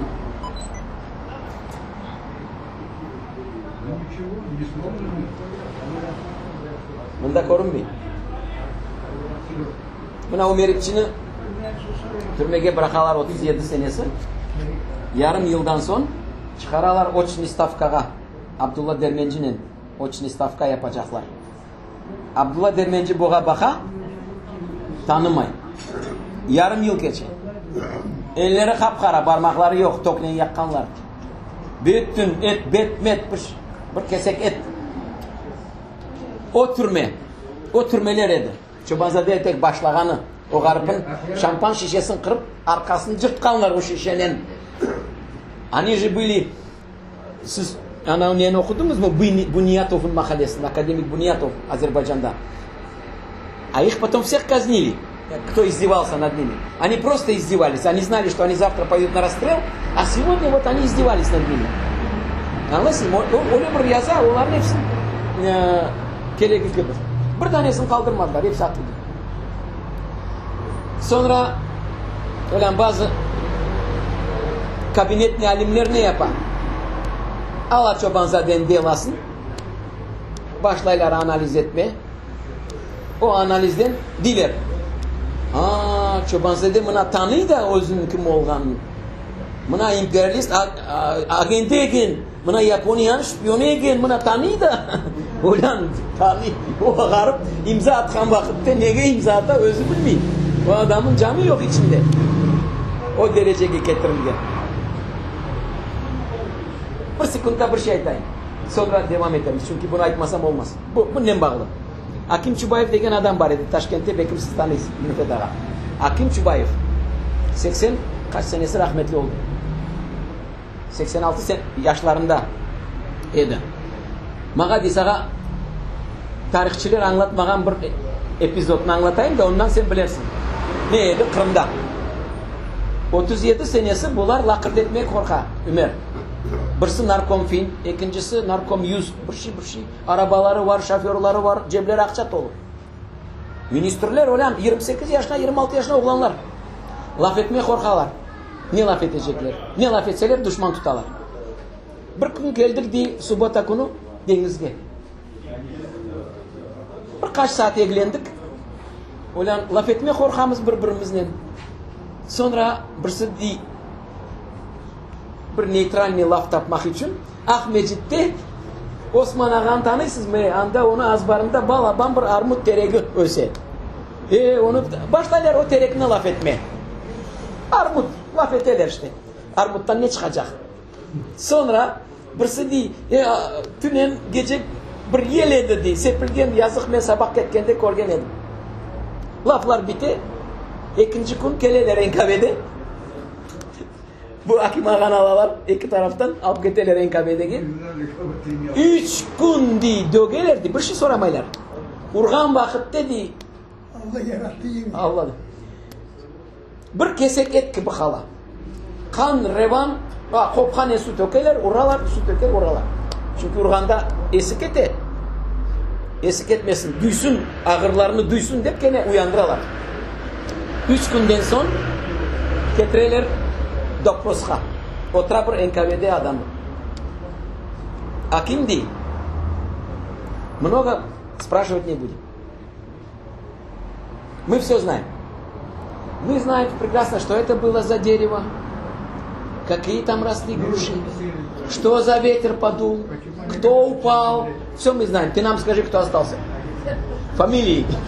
Оди ulan vallahi aytacağım ama ne aytayım? O mağa aytkanda men de mana böyle şekilde bunlar türmelerge düşüp düşman olaydılar. Sonra Allah kurtargan bunu. Türmede otura, kapıdan onu bir ay kapıya yakınlaştıralar. Kameradan. Andan kelgen son kapı yanından çıkkan son kayıtmaya gelirler. Bu dimen otup patladı, ölecek mi? Ne için öleceğim bilmeyeyim. Bir gün gele bir türmede çalışkan bir Kazak adamı. Hakim di, benim babam, senin babanla dostlar. Benim babam rica etti, sana bir yardım edeyim. Ama ben ne yardım edeceğim? Ben de sanki seni kapın kilitlemeyi unuttum. Ben onu açık kaldırayım. Bugün de bu akşam şimdi de geç, şimdi erte değil, sabah geç olacak değil. Bekle. Yani bu gece sen bir şey yapıp olsan, kaçıp olsan kutlayacaksın. Sabah elde sen açıp olamazsın. Ne ağzım çalışan, ne laf etip olam, ne bir suudum di. Birkaç saat bu halde. Sonra gecenin bir malinde kapım açık kapı. Çıka yalın ayak, kanlı mallı urbalarını koridor boyunda bir asker otura, lampasını yakkan, yuhlamsırayım. Aklım çalışmıyor, başım çalışmıyor, ne yapan? Ben de onun yanından geçkende toktatsa, aytacağım bir şey. Hep bir sabah öleceğim. Onun yanından geçkende huruldap yuhlayın. Geçken, azbarga çıkkan, azbarda dört taraftan fenerler, tüfeklerinin, bu değil lan, bir şeyden korkmagan gibi. Buna bu fenerler yürü, karanlık olan vakitte bu çapıp bargan duvar türüne. O türme şimdi vokzalın yanında, Ahmecit'te. Ahmecit türmesi. Başladım di tırmaşma o duvarga. Özüm görem ben parmaklarım kesile taşlarga, içinden kan sıza, cırtla tenim, ben di duymayın. Hayvan gibi olgan olan, bir şey duymayın. Son atkan özünden yıkılgan son da birkaç vakitler yattım di. Eğer bir şey kırılgan olsa yürüp olamacağımı da duyam. Ama durdum ayakka yavaş yavaş. Başladım gitmeye vokzalga. Topallay. Bargan vokzalga. Pek balaban bir ekin. Poyizlar tura, komur taşıgan bir vagonun içine kirgen, komulgen, yuklap kalgan. 3-4 günden son bir sesler eşitli. Tatarcaga benzer bir sesler ama Tatarca değil. Bakuga bargan poyiz. Çıkkan. Su içmeye isteyim, öleceğim diye ulan susuzluktan. Tatar masallarında diye bir şey sorasan, fukareden sonra, zenginden sorama. Bu kelgen akılına bargan bir fukare evçikler yanına basıp jumping kalgan evçikler yanına barıp birisini öttürgen gece ulan. Eğer di Allah beni kurtargan son böyle kurtardı di. Andan çıka bir karı çık. Azerbaycan karı çık, kartana. Eki közü de kormi. Eğer di korsaydı men alımı. Evet ibermez edi evge.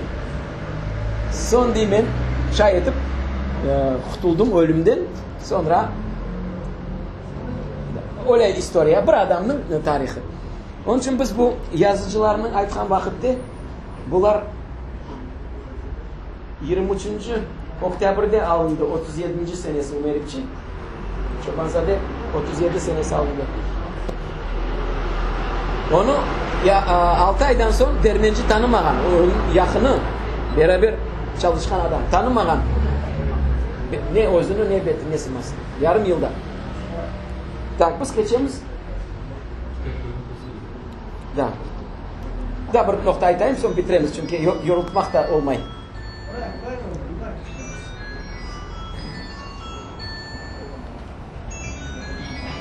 Hocalarımız için, inteligensiya için ayrıca. Til kıdırganda bizde özümüzün eserlerden gayrı da binlerle Kırım Tatarcaga çevrilgen Rus klasikası var. Ecnebi klasika. Ben onlar hakkında ayrıca aytayım. Buna Samuel Maşak'ın yangın.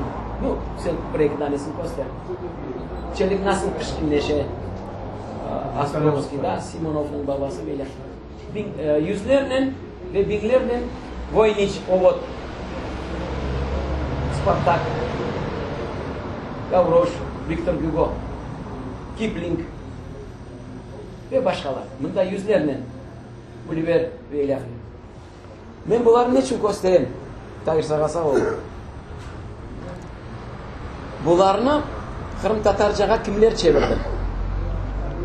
En güçlü yazıcılarımız. Yani bir olmayacak yazıcı değil. Umeripçi'den başlap Kadrizade'ye bargancı, Cafer Gafarlar, başkalar. En güçlü yazıcılarımız bunlarını Kırım Tatarcaga çevirdiler. Eğer de siz hakiki Kırım Tatarcanı görecek olsanız ya bu klasiklerinin özlerinin eserleri yahut da onların elinin çevrilgen, Rusçadan çevrilgen klasika. Anladınız mı?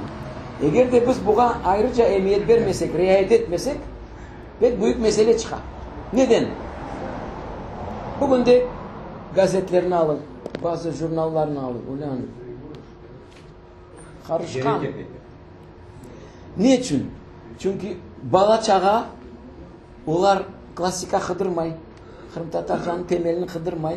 Bugün de üstten bir şeyler öğrenirler, başlaylar yazma. Ulan ne şiir, ne eser. Bozulan dilimiz. Öyle dilinden beraber sen nasıl yaşayacaksın? O bir karışkan bir, ne diyor o? Surjik. Surjik, он не может жить. O surjikten kurtulmak için biz herhalde bu nege tamirlarımızga geçmek gerek. Özümüzün hakiki, klasik, sağlam tilge geçmek gerekmiz. Onu ben aytıp yekunluyum. Eğer de sualleriniz olsa da birkaç dakika mümkün suallerle uğraşmak. Buyurun. Sualler pek çok. Sualler çok. Oturunuz. Yok oturmam. Hoca oturmaz. Hoca oturdum, hoca değil. İsmail, Amerikan kardeşim. Buyurun. Çok sağ ol be ya. Biz 1968 senesi ben burada kurma tarihte ana İbrahimov bilen Fikriyat Halilov men, no, endi men deb endi farqlar. Arasın. Mustafa, neçe milyon Mustafa? Yine Pakize Çavuş. Bunda Kerimova Naciye vardı, ekonomist. Moskva'ya okuyan. Bunlar. Короче говоря, biz 68 senesi где-то sentyabrın sonlarına var, yok, vuru. Avgust'un ortalarıydı. Vardık eski Kırım'a. И мы нашли там могилу этого Николая Степановича Грина. Onun немесін vardık bakmaya. Green. Niçin deseniz çünkü onun apayı daha sağ idi. Nina Alexandrovna. Daha sağ idi zavallı. O bizim kalkın beklemeydi. Son bizim kalkıp çıkargan son bek hınaganıdır o apayın. Киштакарами киштакарами вместе самые. Ну, без этого çıkardı. Ей защиты никто нет, а над ней издеваются. Ну, Лена Руноза, Ибраимов, anası Polka'ydı. Onu ne kadar kıynadarmın ablası da asar. Ve ben ne edeceğim? Anda varganda Leningrad'dan her yıl geri yediler. Bu Leningrad'da bir mektep var. Sayış boyunca bir mektep var. İmini İsmail Gafnikov vardan. Neme? Grina. Bu Гриnciler her yıl bunda gelip nemediler. Они что делают? Они протестуют, значит. Ну, çünkü Сталин айтқан bir vaxtları белые паруса, бегущие по волнам, это не в духе советском воспитывает молодежь, деген şeyler oldu. Yaşlılar 33 senesi geçirdi de zavallı, bu nemelere düşmedi. Но onu kaybedecek dediler, это безбедно. И вот, значит, с этого времени пошла вот эта борьба. С Ленинграда приезжать немец. Мен bunu niçin айтayım? Anda gelsek ne gördük? Возвращаясь к этим раскопкам. Она o yerde babalar ne yaparlar? Yığarlar по всей территории. Это делается каждый год, обратите внимание. Директор школы Ленинградской, да? Вот. Собираются все эти самые, значит, камни. А это наши могильные камни, богатейшие. Мы глазами своими видели. Богатейшие неме, колпаклар, немелер, могильные камни. Башташлар. Да, башташлар. Енді nasıl неме yapılgan, usta yapılan. Не выполненные, да, немелер. И вот представьте себе, каждый год эти дети собирают, ставят такие примерно 6-метровые пирамиды, 6-метровые. И каждый год эти камни растаскиваются. Следующие вот эти дети приезжают с Ленинграда, опять они собираются от всей округи.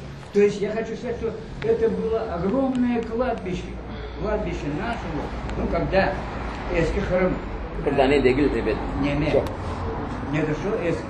Eski Kırım. Да, eski Kırım. Немецкий. Она о вахтлерке. Вот сколько наших памятников загублено.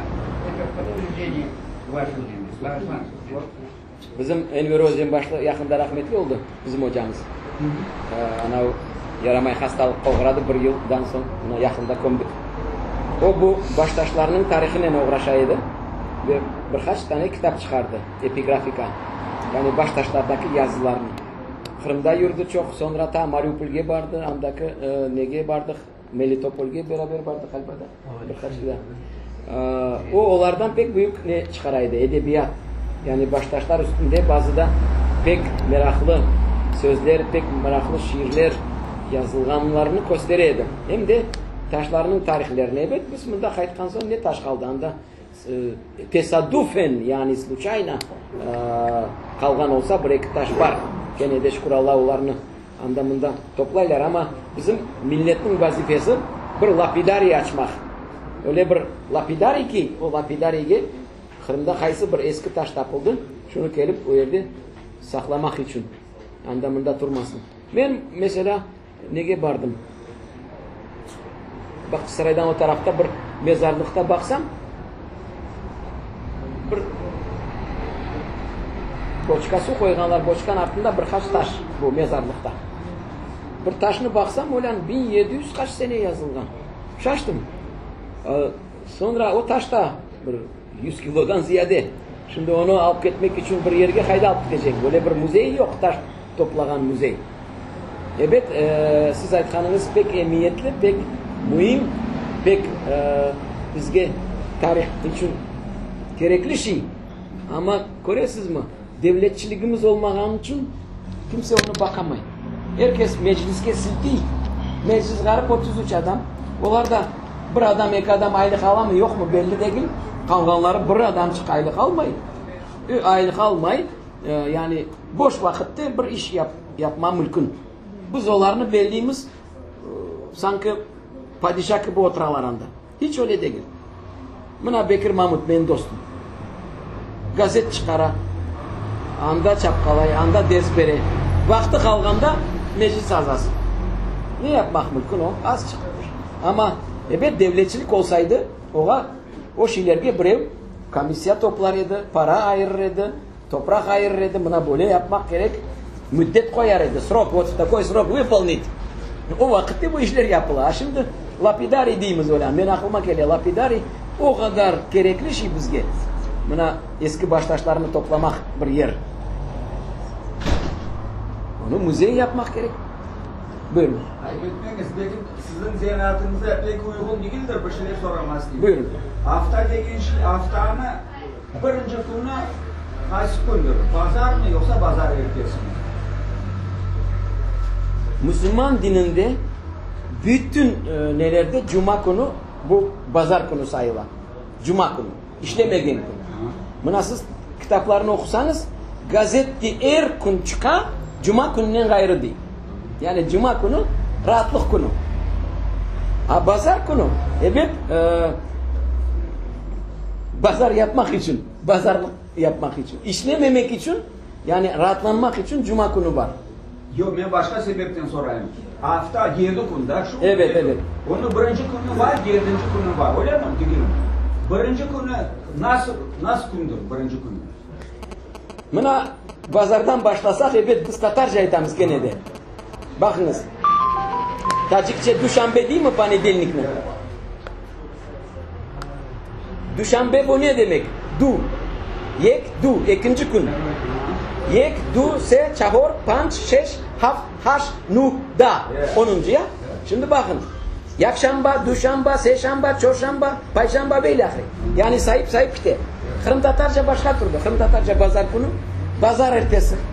Salı günü, salı ertesi demek gerekir. Ama çarşamba değil. Omur billah salı ertesi derdir. Ben bizim yaşı sorayım bunu. Pek razı. Çarşamba deyin sözün omur billah bir kimseden, anamdan, babamdan, dedemden birisini işitmedim. Salı ertesi derdiler. Bu yerde iki mesele var. İki mesele var. Ben anam da pek ne derdi bu açıklanaydı olan sende de anda döndürgeler yanlış öğretgeler. Sen salar ertesi demek gerek çarşamba değilsin. Şimdi bakın. Bu pek kolay çözülür. Her bir koyun yahut bir teritoriyan özünün lafı var, diyalekti var, özünün bilgeni var böyle. Ama Kırım büyük teritoriya. 27.000 kilometre kare diye yani. Kvadratlık kilometre. Şimdi gözüne getiriniz kaç bin yer, kaç bin koy, ne kadar rayon. Ama 24 senesi Kırım Tatarlar bu şeyden vazgeçmek için, senki yanlış menki doğru, öyle davalardan vazgeçmek için mahsus bir konferensiya geçirir. İlmi konferensiya. 24 senesi. Ve o konferensiyanın neticelerini verirler gazetlerge. O gazetlerin ben hepsini okup konspekt yaptım.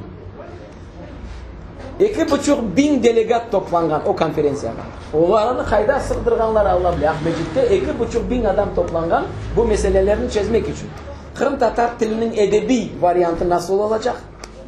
Şive ne olacak? Onu çözdüler ve ilan ettiler. Kırım Tatar dilinin edebi dili orta yolak dediler. Bakçısaray'dan başlayıp Kefe'de biter. Bakçısaray, Ahmecik, Karasu Bazar, Eski Kırım, Kefe. Buna bu yolak orta sayılar. Ama anda demiyorlar. Bu edebi dil demiyorlar. Bu diller edebi dilinin esası değiller. Yani edebi dil deseler bütün sözü edebi. Ama esası tasnova. Temeli. Ama iki taraf, kalgan taraf, yalı boyu ve çöl. O yolakını gece gündüz o irmakını doldurmak gerekler. Anlıyorsunuz mu? Buna bu bir irmak olsa edebi dil, o irmakını iki taraftan. Onun için sizin aytkanınız bir taraftan doğru. Yani özümüzün bizim bu yerde Aluş'ta salı ertesi degende, salı ertesi doğru. Ama edebi dil degende hiç olmadı bir sözcükte başka taraftan kirgen ona kimse çanağırmamak gerek. Çarşembedir alıngan ve şay edip gelir. Ben daha bir şey aytayım sizge. Bu nelerle bağlı? Buna mesela edebi dilde ber diler ya. Ber yahut bar. Yalı boyunda ber. Yahut var. Ama bizim dilimiz edebi dilge bilirsiniz nasıl kırdı? Bizim varyantlarımız. Elverişli degen söz var. Spadruçna. Elverişli. Elverişli. Vergi degen söz var. Vergi. Nalog. Sonra varlık degen söz var. Действительность. Varlık. Termin olarak bunlar kullanır. Anlıyorsunuz mu? Bizim varyantlar kullanır. Termin olarak çünkü bunlar eski. Şimdi gazetelerge vergi deyip yazarlar. Ben diyeyim siz bunu kaydan aldınız. 1000 yıl vergi edi. Şimdi neden vergi oldu? Termin olarak vergi. Onun için onun davası yok. Bilmeyenler bilmeyin. Bilmeyenler aytır. Cenk'ten evvel sen vergi sözünü vergi deyip tapmazsın bir yerde. Nalog sözünü vergi olarak bütün vakit yazılaydı. Cenk'ten son başlarda uydurma. Aytacağım. İki taraftan da doğru. Buyurun. Ya bir sual mümkün olsa. Tamam. Çeşit türlü kalendarlarda anda mında okuyayım ben. Yılda 12 ay var. Evet. Çeşit türlü. Lakin ben de buna babalıktan geldi, anadan babadan işittim. Bu yerin diline göre her bir ayın adı var. Adı var. Misal Karakış. Bizim analar babalar dedi. Karakış. Bilmem doğrusu. Dekabr mı? Karakış dedi. Sonra Kirez ayı derdi. Kireza. Çilliye. Yazın çillesi. Çubur aylar derdi. Aytacağım ben hepsini 12 adını aytıp olmayayım. Lakin abi aytkanlarım atılma kaldı. Temeli her ayın ozadı var. Lakin bu şeyleri ben bir yerde görmeyeyim, işitmeyeyim. Geçin öpüyorum anasını. Buna mesela eğer de çareniz olsa siz bana aytkanlarını bir yerçikte yazıp koysanız ararnen olsa da. Çünkü gene de aytam Kırım'ın çöl tarafında bir türlü, yalı boyunda ikinci türlü, dağ tarafında üçüncü türlü böyle. Ama nasıl oldu, ne oldu? Tarihini yanıdan geçmek kıyın yola. Çare olmay yanıdan geçmek tarihini. Ama 20. senelerden başladı. Ondan da evvel gazetelerde, bizim Kırım Tatar gazetlerinde, bizim Rusça bilmeyen adamlar o zamanda, bugündeki gibi yanvar, fevral, mart, april'de beteydi. Yani onlar bu nege geçken, nasıl geçken ben bilmiyorum ama yavaş yavaş geçkenler işte. Şimdi bugün eğer de biz aynı senelere, buna mesela 20. seneleri Rumenya tarafında çıkan, Tatarlar çıkargan gazetlerini okusak, jurnallarını okusak, anda başka türlü. Cumaz evvel, Cumaz ahirin deyip çeşit türlü eskice onlar Kırım'dan çıkan adamlar. Onlar da Kırımca sayalar aylarını. Ama bunlar bugün de tarih. Onlarını eğer biz toplasak güzel. Ama bugün de siz onlarını kullanmak kıyın olur. Buna ben misal getireyim. Mesela matematikanı iki dünyada kimse Kırım'da matematika demeyediler. Riyaziyat diyediler. Riyaziyat, matematika. Geometriyan kimse geometriye demeyedi. Geometriye ne olduğunu da bilmeyediler. Hendese, geometriya. Mesela geologiya, ilmul arz ve ilahrila. Onu nasıl edecekler? Onu yani o zamanda o sözler var ya. Nasıl evet eşitmesiz. O eski ne? Ama Gasprinski zamanında bu şeyler pek de kullanaydılar. Hem de anlaşılaydı. Sonra değişti. Ama da bir ne var? Mesela elek var, elek. Elekke biz sözlerini dolduramız. Başlayımız eleme. Elek bu vakit. Yani vakit geçken son tarih var. Bazıları kala, bazıları kalamay. Ona siz de kabartlı değil, ben de kabartlı değil. O öyle bütün dünyada, bütün dillerde hatta bile bazı kelimeler, bazı sözler transformasyon olan. Yani mana değiştirir. Buna ben misal getireyim. Mesela musafir sözü bizde güzel söz.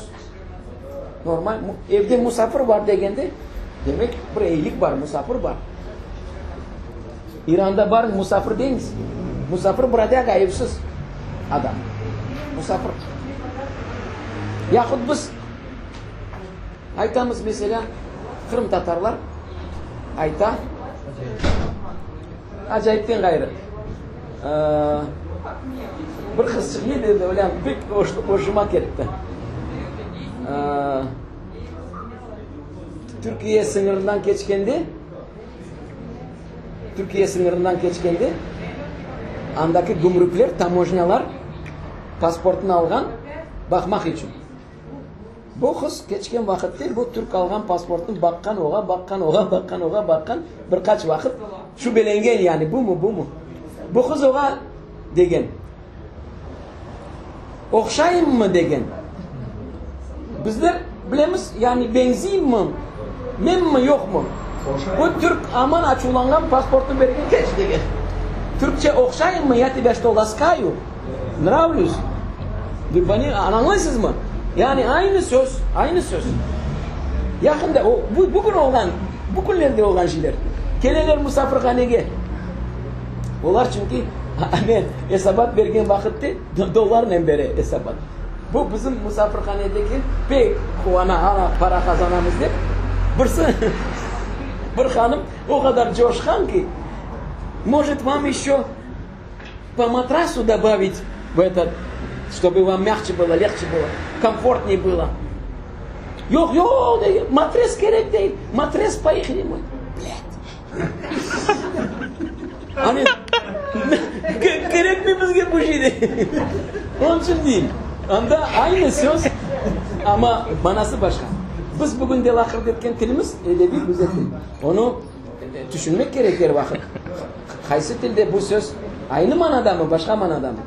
Transformasyası var mı, yok mu? Üzbeklerin aklınızda mı? Ne diyediler? Rahmat oka. Türkiye'de barıp rahmat deyiniz. Tek rahmetliğe mümkün aytmak. Başka şey yok. Onun için başka türlü. Men anam rahmetli bir kere Özbekçe gitti. Sonra buna oğurlar olsun.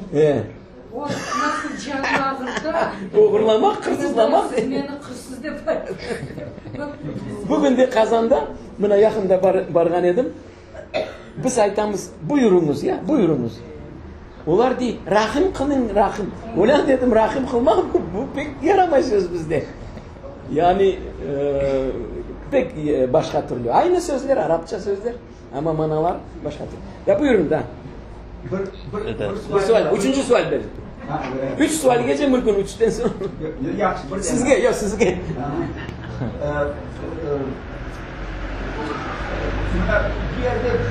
yerin bu cemaatha ömür billah ular derdi xanda kesin adam çok kaç adam misafir oldu dünyaya ne kadar var 5 adam vakit adam değiliz biz. Evet. Adam vazgeçildi. Ama televizyona baksam, radyo dinlesem, bakın adam degen sözünü kullanmayın. İnsan değiller. Ne sebepten? Bu manası var mı yok? Tamamen aytkan mana. Ha, yine oluyor. Ukraynalerde de çolobik degende erkek kozogun dep tutula. Kadın çolobik değil mi yoksa? Çolobik değil mi? Bizde de adam degende erkek tutula. Kadın degende kadının ayrıca adını aytalar. Yani kadın geldi. Bir adam geldi degende, adam degende bir erkek. Evet, Adem Aleyhisselam'ın adından gele. Onunla bağlı bir ne var? Adem Aleyhisselam bir gün evge geç kayta. Ava hanım ağlay. Karısı. Ne oldu? Ne için sen geç kaldın deyip soray. Adem Aleyhisselam bilirsin ne diyeyim? Hanım de sen benden şüphelenesin mi? Senden gayrı dünyada başka kimse yok. Ben varım ve sen. Başka adam yok. Sen neden şüphelenesin? Ben seni özümün 12. kaburgamdan yaptım diye. Anekdotun neticesi böyle. Ava hanım buğa inana ama diye. Kene de kaburgalarını sayıp baka. Daha burada ne yapmagan mı? Onun için Adem Aleyhisselam hakkında bu şeyler var. Buyurun edin. Osman, ayet misin? İbrahim Bakşiş. Şiirler. Buyurun. Biri İbrahim Bakşiş'in adını andı. İbrahim Bakşiş İsa köyü. Bu altın baş 5 gün ularını başını tutmayan ular yazdılandı bu altın 5 gün. Şevnaliklerini başkaları algandı. İbrahim Bakşiş'in Avuştan'ı 15. April'de Aslava'da tepkin vakitte Nemselerden? Armiyası Sovet hükümeti bunları Mayıs'ın başına alıp kapatıyla İbrahim Bakşiş'in Sabes olan yerde tükmeydi. Onların kapatıyla babası da Bedreşet Halef'in namlı adam da avuçta sıkmayıpçıydı. Bütün koylarını akli beraber avuçtu. Cemret Hayresi Süleyman gibi ve ismit yapar diyor. Bunlarını anda kapatkan son bu Mayıs'ın başlarına ona fırçına kaptı. Niçin sen pisadir oldun da partizanlarla kaçmadın diye onu kapattı. O kişiş bu kişiş bunların altı köylerden de Üsküp'te bu kapsılar taraflardan adamlar pek çok. Direkt türbenin içine ayak basma yer yoktu, kırmızı gibi. Bunların hepsini kapattılar. Mollalarını da kapattılar. Emirlerin hepsini. Ona ruhsat vermediler. Ona bu ozun işini arada uçak gitmeyecek Kazak çektiğinde. Ana kapattılar. Gitti, bu kişiş emiyor. Bana şu sınırında konsetis bu ekranda pisatlar baştan buraya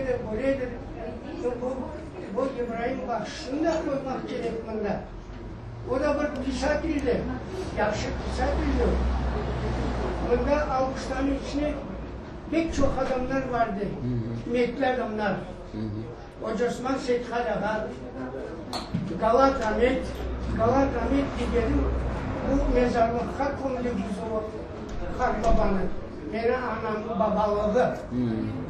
Bu Galat Ahmet Tatarların cahil vaktine, Rusça bilmediği vaktine bu pervod işledi. Anda. Nikolay bunda kegin vakitte Avuş'ta Nikolay'la beraber faytona binip Avuş'tan dağlarına anda Akbot'a varıyor. Emir Bukhar padişahının kegin vakitte Yalta'ya adikat ettiği vakitte Avuş'un Mustafa'ya Palaklar ork verdiği gibi bu Emir Bukhar padişahı da buna bir altın medal veriyor buna. Anladın mı? Bak metni adamlar gibi bunlar. Bunların bir resim adlanmayla. Çünkü bu İstari İskendemir degen vakitte Hepsi bu eski, geçkin, ölgün adamlar Allah rahmet eylesin cümlesine. Onların adlarını anmayınlar. Bağışlanız beni. Yok. Anda İbrahim Bakşış'ını pek de bilemiz, öğrenemiz. Ama ben şimdi bu fotolarını yapkanda kaç sene, 10-15 sene evvel ben işlegen mevzu Kırım Tatar Edebiyatı'nın 19. asırının sonu ve 20. asırının başı. Yani 17. 20. senelerine. Ondan sonra başka adam öğrene. Biz böyle bir zanaatını bölüştük. Eskide herkes yapkan gibi dünyada özünün mevzuyla uğraşasın. Buraya orta asırlarını öğrene. Tahir Hocam'ın Cemil Seydamet'in icadına bağlı disertasiya korçaladı. Bu yakında iki oğlanımız korçaladı disertasiya. Birisi korçaladı Kırım Tatar Edebiyatı'nda Sufilik meselesi, yani orta asırlar devri. İkincisi korçaladı Cafer Seydamet'in edebi asabalığı gibi disertasiya. Buna şimdi Korçalay Refat degen oğlan 30. iyünde Korçalay Ahmecit'te onun disertasiyası Kırım Tatarlarında Mehmet Senayi'nin icadı. Yani başka bir yazıcı. Aytacağım, eğer de bu fotolarını ben toplap özüm mevzumla bağlı 19. asırın sonu ve 20. asırın başı 30 adam. Şularını ben işlep çıkaran meydana ve yürem. Az buçuk ondan sonra da başka adamlar uğraşa. İbrahim Bakşış 30. senelerin yazıcısı. 20. senelerin yazıcısı olsaydı mutlak beni mekreredi mevzuma. Ama neyse İbrahim Bakşış pek belli ve öğrenilgen adam. İnşallah onu da disertasiya korçalarlar bir zaman gelir.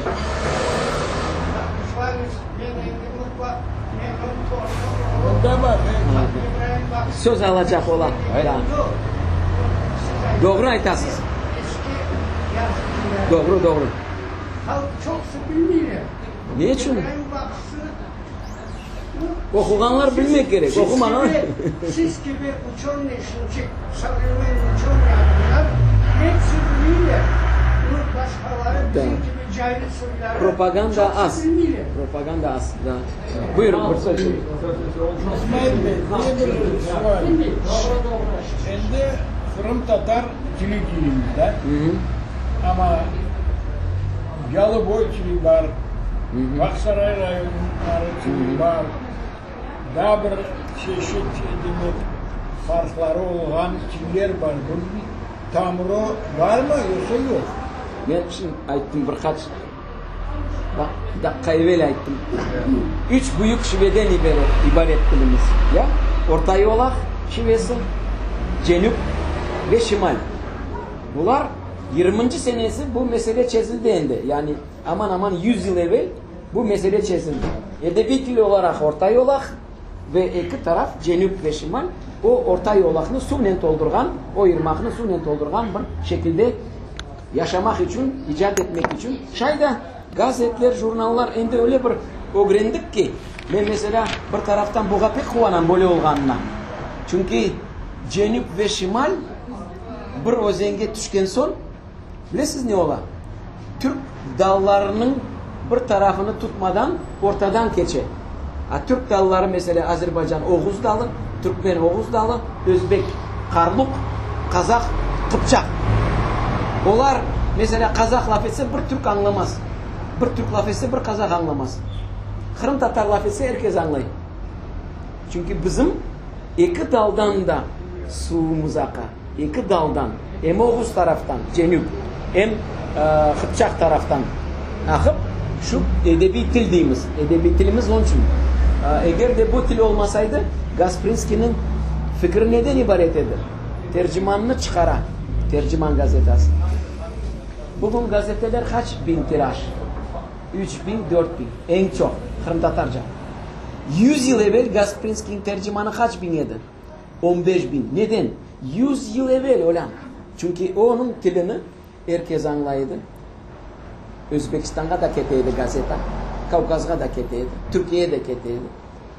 Volga boyuna da keteydi. Japonya'ya varınca. Anlaşılgan dilde. Onun için onun fikri de böyle. Orta bir dil olacak. O orta dilin kim teşkil edecek? Kırım Tatar dili. Çünkü bunda tabi surette koşulgan. Sünni değil tabi. Ve eğer de ilerlese Türk dünyasının orta bir dili olacak ki bu fikirle. Ama yazık ki sonra 1905'ten son başladılar. Çar Nikolay'ın manifesti çıktı. Yani gazetelerini serbest çıkarmak, serbest mitingler geçirmek manifesti çıktı. Herkes başladı özün regionlarına gazet çıkarmak. Ve başladılar özün tar şivesinde çıkarmak. O vakti Gasprinski koşuldu ortağa ama onu nesin idare edip olamadı. Ama 20. seneleri Arapça denişken son, Arapça grafika denişken son biz bütün problema çıktık. Mesela Arapça sözler bizim dilimizde aşağı yukarı 22%, 22-23% Farsça sözler de 18-20'ye yakın. Yalnız 50% dilimizin içinde 50% umum Türk sözler. Yani Türk kavminden, Türk dilinden çıkan sözler. 50%. Kalanları Arapça ve Farsça. Arapça ve Farsça sözler Arap grafikasında aynı şekilde yazaydılar. Üzbekler de, Azerbaycanlılar da, Türkler de, Kantatarlar. Arapça, Farsça sözler bir yazıda yazılaydı. Gramatikası bir. Her yerde. Onun için o büyük bir şans var idi. O ne de? O yazıda orta dilde geçmek. Bugün de biz buna böyle alda olacak edik. Mekteplerimiz kayda kitap çıksa çıksın bizge gelecek edi. İstese Azerbaycan'da çıksın dedi. Bizim dilde olacak edi. Yani orta bir dilde bizge de en gerek. Kaspersky onu pek düşüneydi. Şimdi bilirsiniz mi Türkiye'de kosmosla bağlı neler? Fenler İngilizce geçili. Türkçe değil. Türkçe tel yetişmiyor. Evet, Türkiye böyle yok ediyor. Yok, mesele ondan değil. Her bir dilin bir potansiyelleri var. Mesela onlarda güçlü bir teknoloji olsaydı adım adım o teknolojiyi alıp bargan bir dil olacak idi. Teknoloji olmagan için, özünde olmagan için, hazır teknoloji algan için hazır termin alar. Hazır termin. Onun için Türkçe icat etemeyin. Her bir fenini kotarıp olamayın. Ahırım Tatarlar ne yapacak? Onun için bizler çoğmağanda bu olgan şeyini saklamak için uğraşamız şimdi. Ömer Hoca diyor. Aytmak gerek. Selam aleyküm. Merhaba. Yalı boylar hepsi bu hasta. İkisi de doğru. İkisi de. Yalnız ben mesela Hart Baba'ya merhaba deyip olamam. En özünden büyük adamdan. Yani o bana aytmak mümkün merhaba. Merhaba da o yani selam demek. Merhaba ya merhaba. Ya. İkisi de güzel bir yanlışı yok. Da. Bir sualda, kıskadan. Da. Bizim Tatar dilimiz geleceği siz fikrinizce nasıl? İki elimle kokusuna koyup aytayım. Pek büyük geleceği var, hepsi bizden bağlı. Eğer de biz başlasak özümüz onu ciberme ipucunu ne olsa olsun der, olmaz. Ama dil olmasa yazık ki biz sonra nasıl saklanacağımız. Onun için bana bu hareketler ona milleti anlatmak için. Ömer bizim vazifemiz aslında sağ olsun bu pek güzel cemaat topladın ama yaşlar da olmak gerekir. İnşallah gelecek sefer yani biz anlatan şeyler bu millet pek anlayın. Anlamadan söylerini çağırmak. Onlara anlatmak. Bala çağır. Onlar anlamazlar.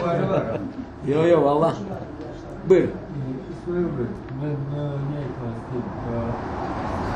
Bizim karşılaştığımızda toplandık, bir kere bir kararda yedik, kağıtlarını verdik, Premier Minister geldi, onlara da... Okudum ben gazette.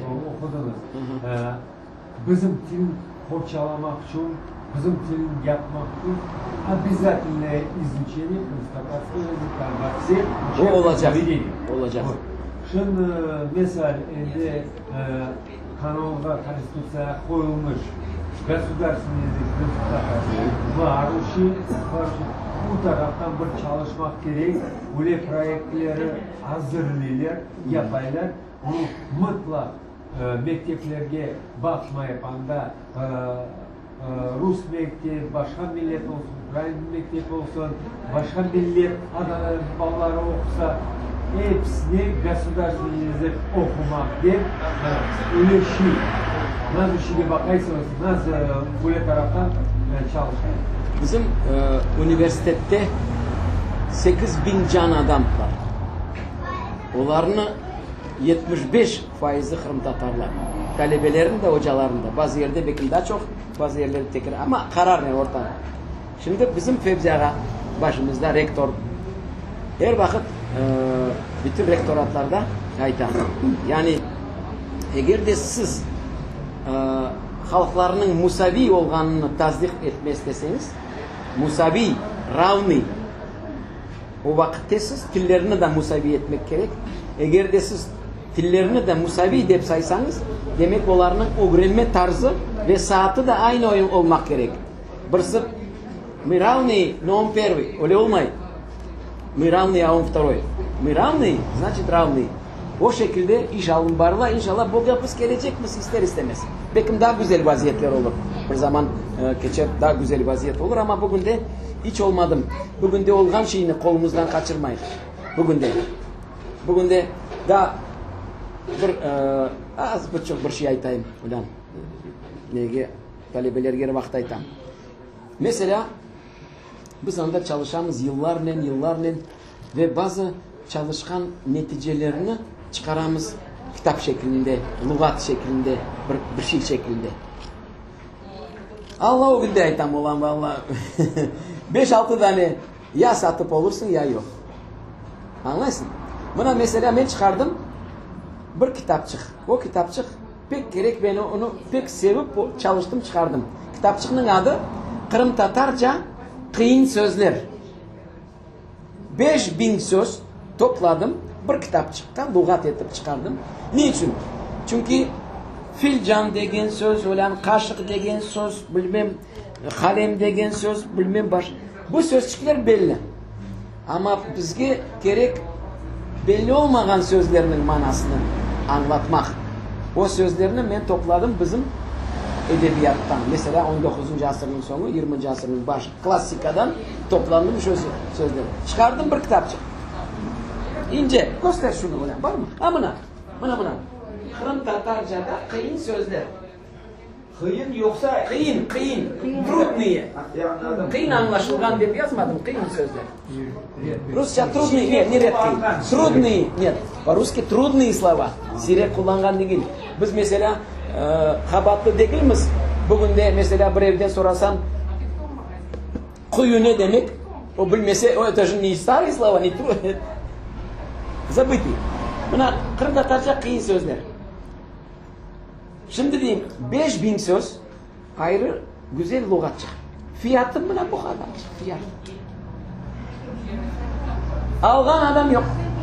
Son ben diyeyim. Ya ulan demek ki dilini öğrenmez degen adam yok. Ondan mesele. Adam öğrenmez dese ulan bu grivna ne 5 grivna yedim ulan 10 grivna yedim bu kitap.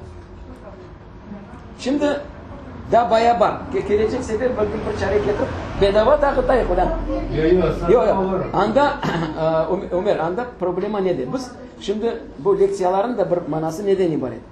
İki maksadımız var. Bir maksat bala çağınızı üniversitelerge celp etmek. Çünkü üniversitelerde okumasak, bilgi almasak bizim yel de yıkar olan, kar da yıkar, boran da yıkar. Yelge yıkılmamak gerek. Bu bir. İkinci, tilge merak doğurmak, sevgi doğurmak, aşlamak, hürmet özümüzge, medeniyetimizge. Bu ikinci tarafı. Bu iki taraftan biz bugün de uğraşamız. Yani eğer de bir adamın kolunda bir kitapçık olsa, onun etrafında demek 5-6 adam var, Kur'an'da var, doğmuşu var. O da gelir bakar. Bazı da açar. Belki ayda bir kere, belki günde bir kere, belki saatte bir kere. Ama bir misal getireyim o sözlerden. Birkaç misal. Kaspersky öldü. 14. senesi 11. sentyabr'de dedik ya. 8. sentyabr'de Tercüman gazetasında böyle cümle çıkar. İsmail Bey Kaspersky Müvelledül Humuzat teneffüsüne geçmiştir. Şimdi siz bu cümleni anlamak için 7 yıl yürümek gerek. Onu anlamak lügatlarda yok o. Buna tabi normal bir lügatlarda o söz yok. Müvelledül humuza teneffüsüne geçmiştir diye. Müvelledül humuza Kırım Tatarca Rusça kislorod. Evvel onu bilmeyen adam yok. Teneffüsüne geçmiştir diye. Bugün de teneffüs etmek peremena. Aslında teneffüsün birinci manası nefes almak. Teneffüs, nefes almak. Гаспринский уже не мог дышать. У него была астма. И он перешел на кислородное дыхание, подушкой кислородной.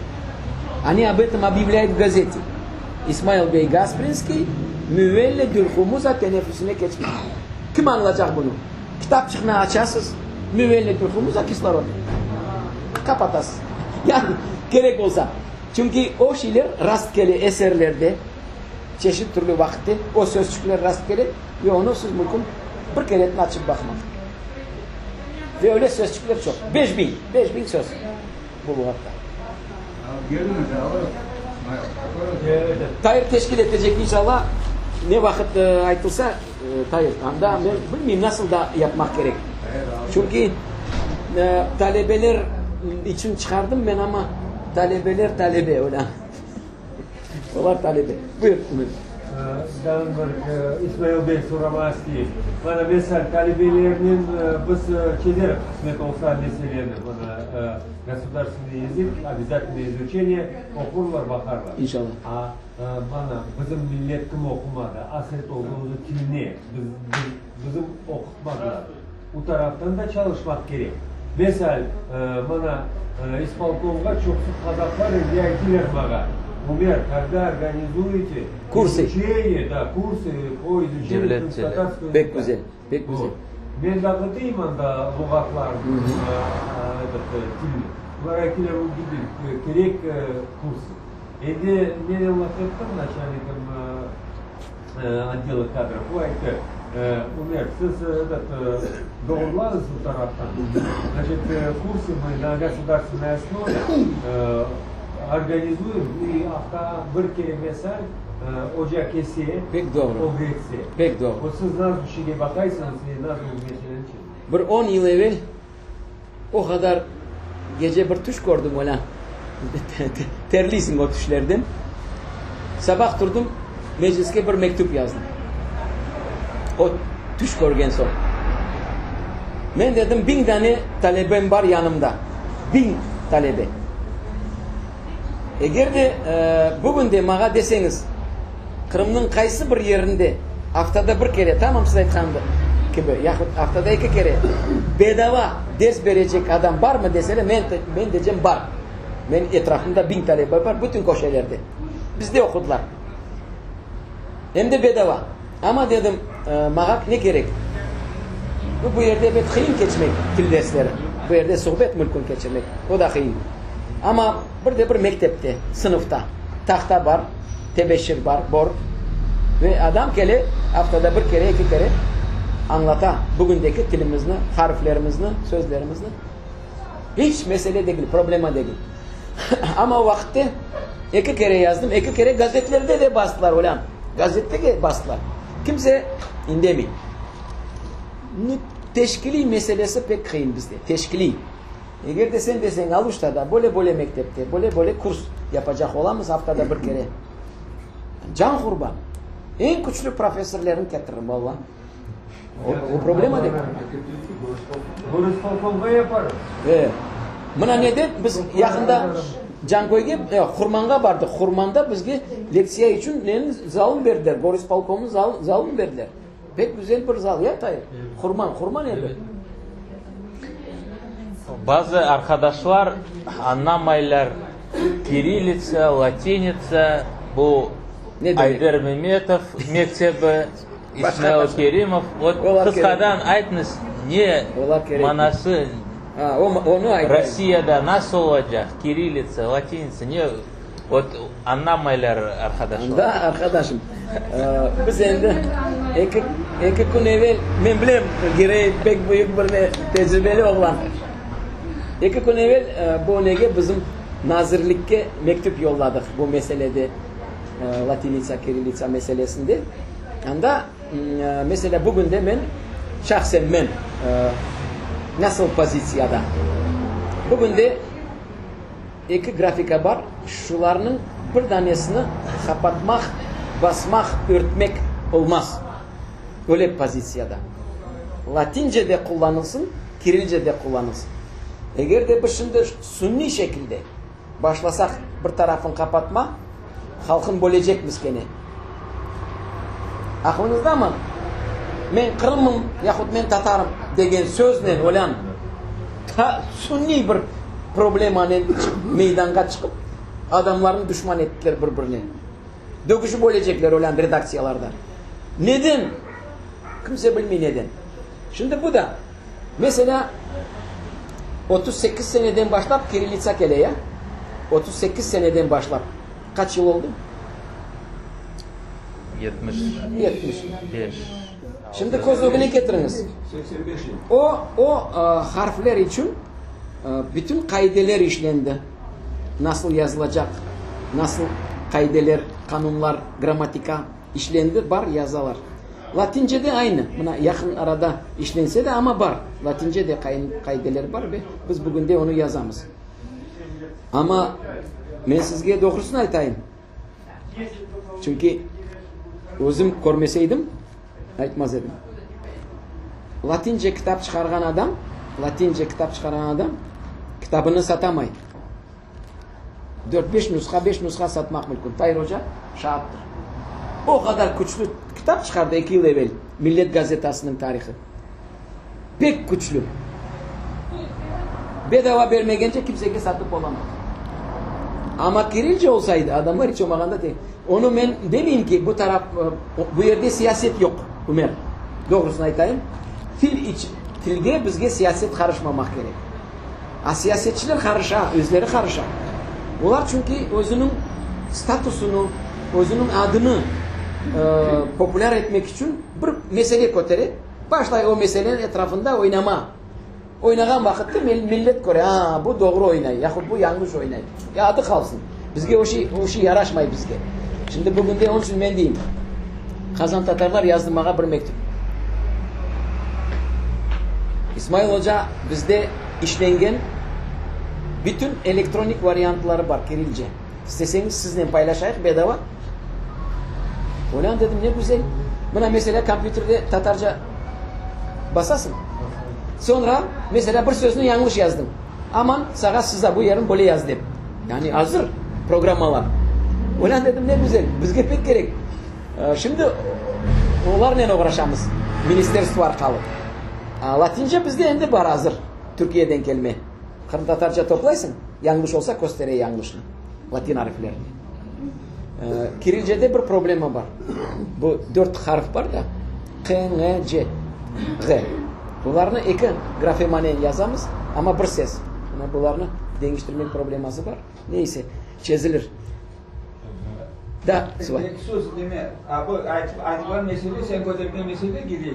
8-10 yıl evvel Tataristan'da bu mesele bakıldı. Ondan evvel de var. Bunlar geçecek ettiler. Stevia geçmeye bu Latin Ruslar yol vermedi. Onda siyaset karıştı. Yol vermedi. Ama bakınız, biz şimdi ne aytamız? Ben anda mektupta da yazdım. Bizim nazirge использование кириллицы со свободным использованием латиницы. Kimse karışamay. Yakında Moskova'ya karaydı bir konferansiyaga. Pek çok akademikler toplangan hepsi baskı ete yani Kirilce'ye geçecekler. Ben dedim siyasetçiler karışsak geçmemiz. Siyasetçiler karışmasa özümüz çözsek ben bileyim nasıl kölmek giyeceğim. Nasıl ştank giyeceğim. Bana kimse öğretmesin. Bu bizim dil, bizim medeniyet, bizim kültüra. Biz niçin onu birinin akılıyla yürüyeceğimiz olan. Biz özümüz bilemiz ne yapmak gerek. Bu siyaset değil. Dil bu. Edebiyat bu. Ya bana şiir yazmaya öğretecek mi? Yahut bir şey öğretecek. İsmail Hoca. Bunda mühim bir mesele var. Bunda Avrupa'nın немец. Проходят аушинские чтения, крымские чтения.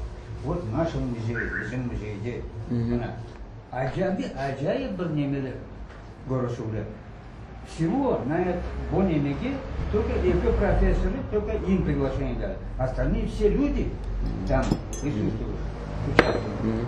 Они следят за своим хозяйством, следят это самое, и их не надо, как наших стариков. Но их не надо предупреждать. Она, Рустем Алагельевич, Дюмагону, кто платил. Он знает, что в пятницу мы собираем приходим. Я к чему клоню? На некогда не имел на умерде. Ну, вообще, cemaat там, o'zimiz mana sizda oldingiz. Bizim bolalardan, bizim uçanlardan bir tanesi yok ulan. Sonra yarın bir gün atıp çıkayıp ana eken bizim nemetiler ayakasına alırlar da bizim nemeler yok. Ya kana bizim nemeler, kana bizim kandidatlar, kana bizim profesörler. Hiç gelip neme ortalamaylar alıştı. Haberimiz yok.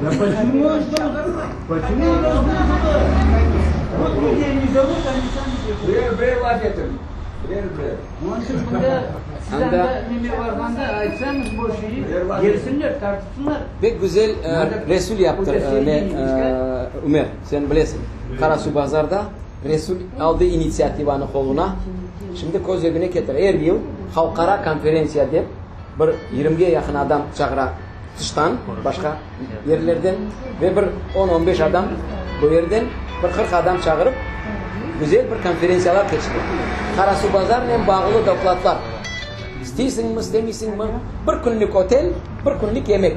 Kalgan hepsi ama o kadar prestij, o kadar nam kitle dünyaya. Karasu Bazar'da halkara konferensiya. Kazaklar bunu yapamadı. Resul yaptı. Ve her yıl bu Çobanzade premiyasını takdim etti. Takdim merasimini de görüyorsunuz mu? Ulan muzikası da, oyuncusu da, cemaat da toplanıp pek dülber, pek güzel şekilde geçirip buna şimdi camini de bitirip pek balaban bir cami kurdurdu. Karasu Bazar'da. Cami yapacaklar yok. Böyle eski camisi. Sokak cami lazım gerekmiyor mu da şimdi? İsmail Bey, bir sualga da hakkım var. Kara bakayım. Yükledik Selim Hacı. Barışlar. Ya hakkınız var bu çıkış yok. Bir şey. Bana bu regional çili olduğunda Kırım'da regional Tatar çili. Государственного. O kendi geçti gitti, o aslında bir yerde bir şey duyulmaydı. Kimsenin ne o rengi... Duydurmadılar. Şimdi kendi devletçili oldu. Gene duymayın. He? Gene duymayın dese. Yok şimdi mesele buna televizyondan büyük adamlar... Rafeteler. Дилер, анда учил meselesini alıp bargan bilen. Ну а что мы можем заставлять, что ли, вот учиться ребята, если родители, они не приходят, не просят, bunun çaresi var mı yoksa yok? Anda pek kolay mesele. Konstitüsyaya kırsetilgen son sizden, benden, ondan soramayacaklar. Konstitüsyada var mı? Hoca yok. 3 dil geçili mi? 3 dilge 9 saat ayırdılar mı? Haftada 3'er saat her dilge vermek gerek. O tabi hal. Ama onu ardından yürümeseniz bu neler? Nazirler, bakanlar, bu ministrler ne yapar? Родители, если напишут письмо, а если будут согласны и так далее, o vakitte fırsat verecek. Ya bunu Neyse. hükümet так yukarı nelerden şu aralardan böyle koymak mümkün değil mi? O Sovyet hükümet ne обязательное среднее образование de koyma mümkün değil mi? Как в Татарстане. Обязательно крымско-татарское. Özbekistan'da aklınızda olsa Özbek dilini sistemi geçirdik Rus mekteplerinde. Öyle olmak gerek devlet dili olgan sonra. Ama aynecilik yaparlar. Bu aynecilikle kimse kuraşamayın. Buyurun. Biz Temirçi'den geldik. Maşallah. Bize Tatarçılığın mektebi vermeye istiyorlar. Hoca yok. Siz можете вот организовать? Evet haklısın. Ben sizge 7 hoca yollayayım. Saylap alırsınız. Telefon alınız da. Saylap alırsınız. Просто bize Telefon söylediler. vereyim. Bizde pek çok Şuma'dan adam var. O Tahir Hoca bizde Şumalı. Aytınız, sual veriniz, soranız. Просто Tanış Tahir Hoca. Да, учили это директор. Народная, Иркутская. Это автономно. Просто у нас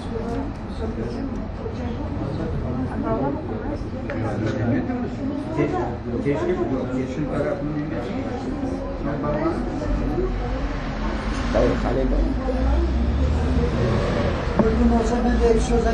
Buyur maşallah. Hoca Osman'ın torunu. Çok Avuş'ta. güzel. Çok güzel. Mevlacığım 90 senesi bizim halkımızdan kayıt başladı. Selam aleyküm. Aleykümselam. Gelin. Görünüz, görünüz. Biz uzaktan gelmişiz. Ben o vakti Regional Meclisi'nin reisi olarak bu mektep meselesini pek yaxşı yakışkandı. Selam gelin. Yukarı Şuma'daki mektebin biz kaytarıp aldık. Elmi Umer o vakti işte yardım etti. O Boskonlars'ın balansına geçti. Bu mektepte biz açtık sınıf. Углубленное изучением крымско-татарского языка. Qaysi yerde? Şuma'da. Şuma'da. 94. senesi. Bunda var Dilara Hoca. Bunda var Avni. Familyası. Familyası yok mu? Bunlar Hoca. Abdülvahap o. Abdülvahap. Çarşıdan Bu okudum. eksi de bu işe pek yaxşı koşuldular. Ocakçı olup işlediler. İki выпуск yaptılar Şuma'da. Birinci выпуск 10 adam oldu. 4 yıl dedik okup sonra gittiler şehirde sağşı klaslarda. İkinci выпуск'unda yaptılar. İşte onunla beraber o mektep kapalıp kaldı.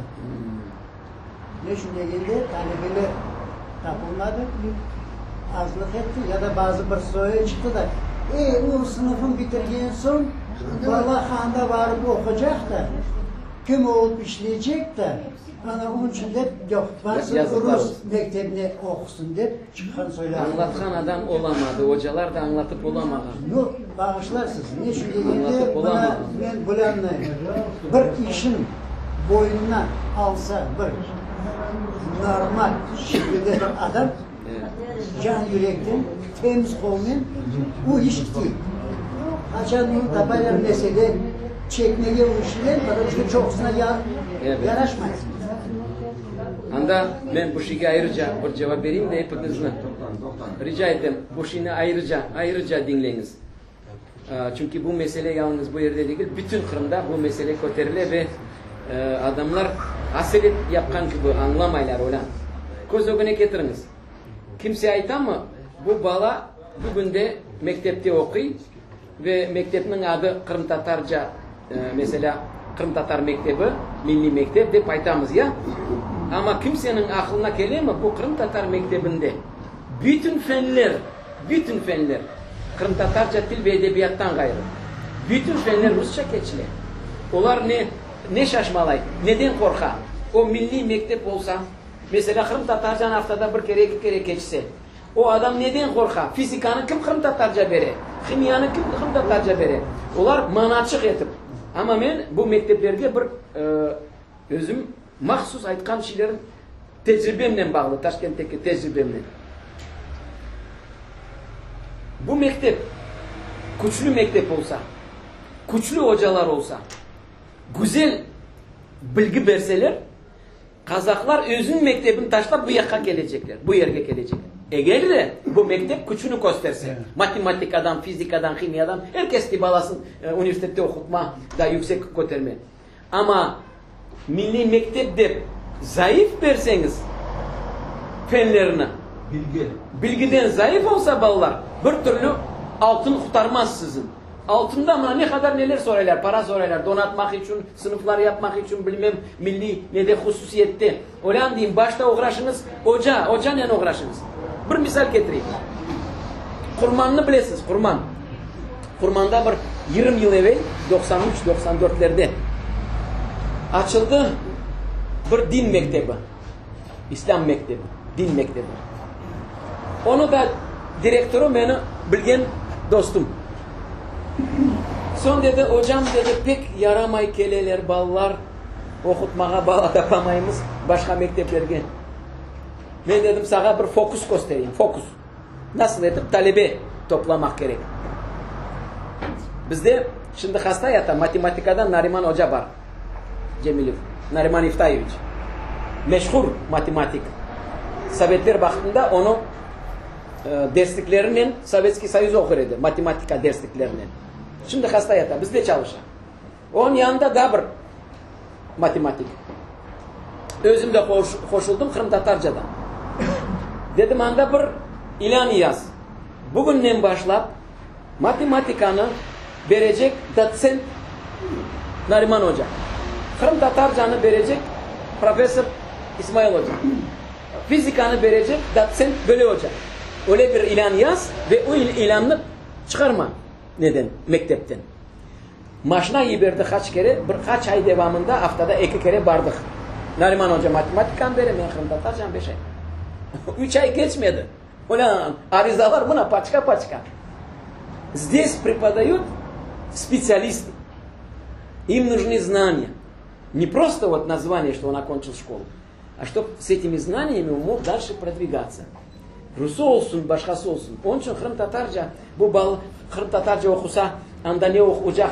O büsbütün yanlış olan. Başta bir Kırım Tatarca okumuyor. Biz niçin bu mekteplerine destek veremiz? Kırım Tatarlar bir yerde olsa, adetlerini kütmek mümkün. Dinlerini kütmek mümkün. Bayramlarını kütmek mümkün. Onun için biz arz ettiğimiz böyle olsun. Evet. Kurban bayramı oldu da mektep ne kurban bayram geçiremiz. Ama dersleri zayıf olsa, Ömer, spesyalistleri zayıf olsa kimse kurtarmaz o mektepten. Bu баллар, bu Kırım Tatar, углубленное изучение крымсатарского языка. Потому что да, başka bütün ünlüler anda şu matematikası olsun. Onlar uglublenli sözden korktular. Korktular onda. Anlamadılar.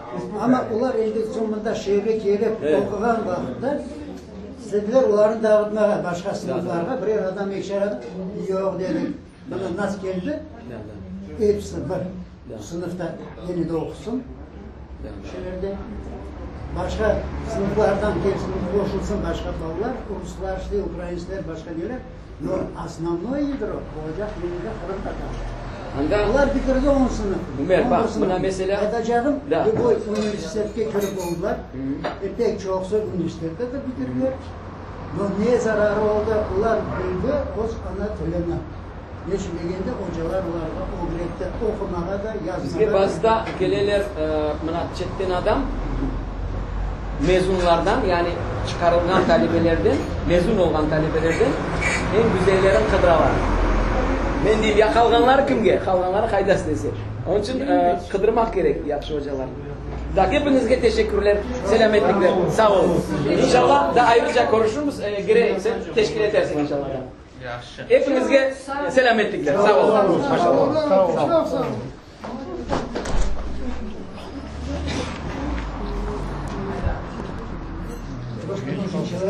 который конкретно больше ничего не есть. Самое малое верховение, не другое. Hepsi. Şimdi bakar.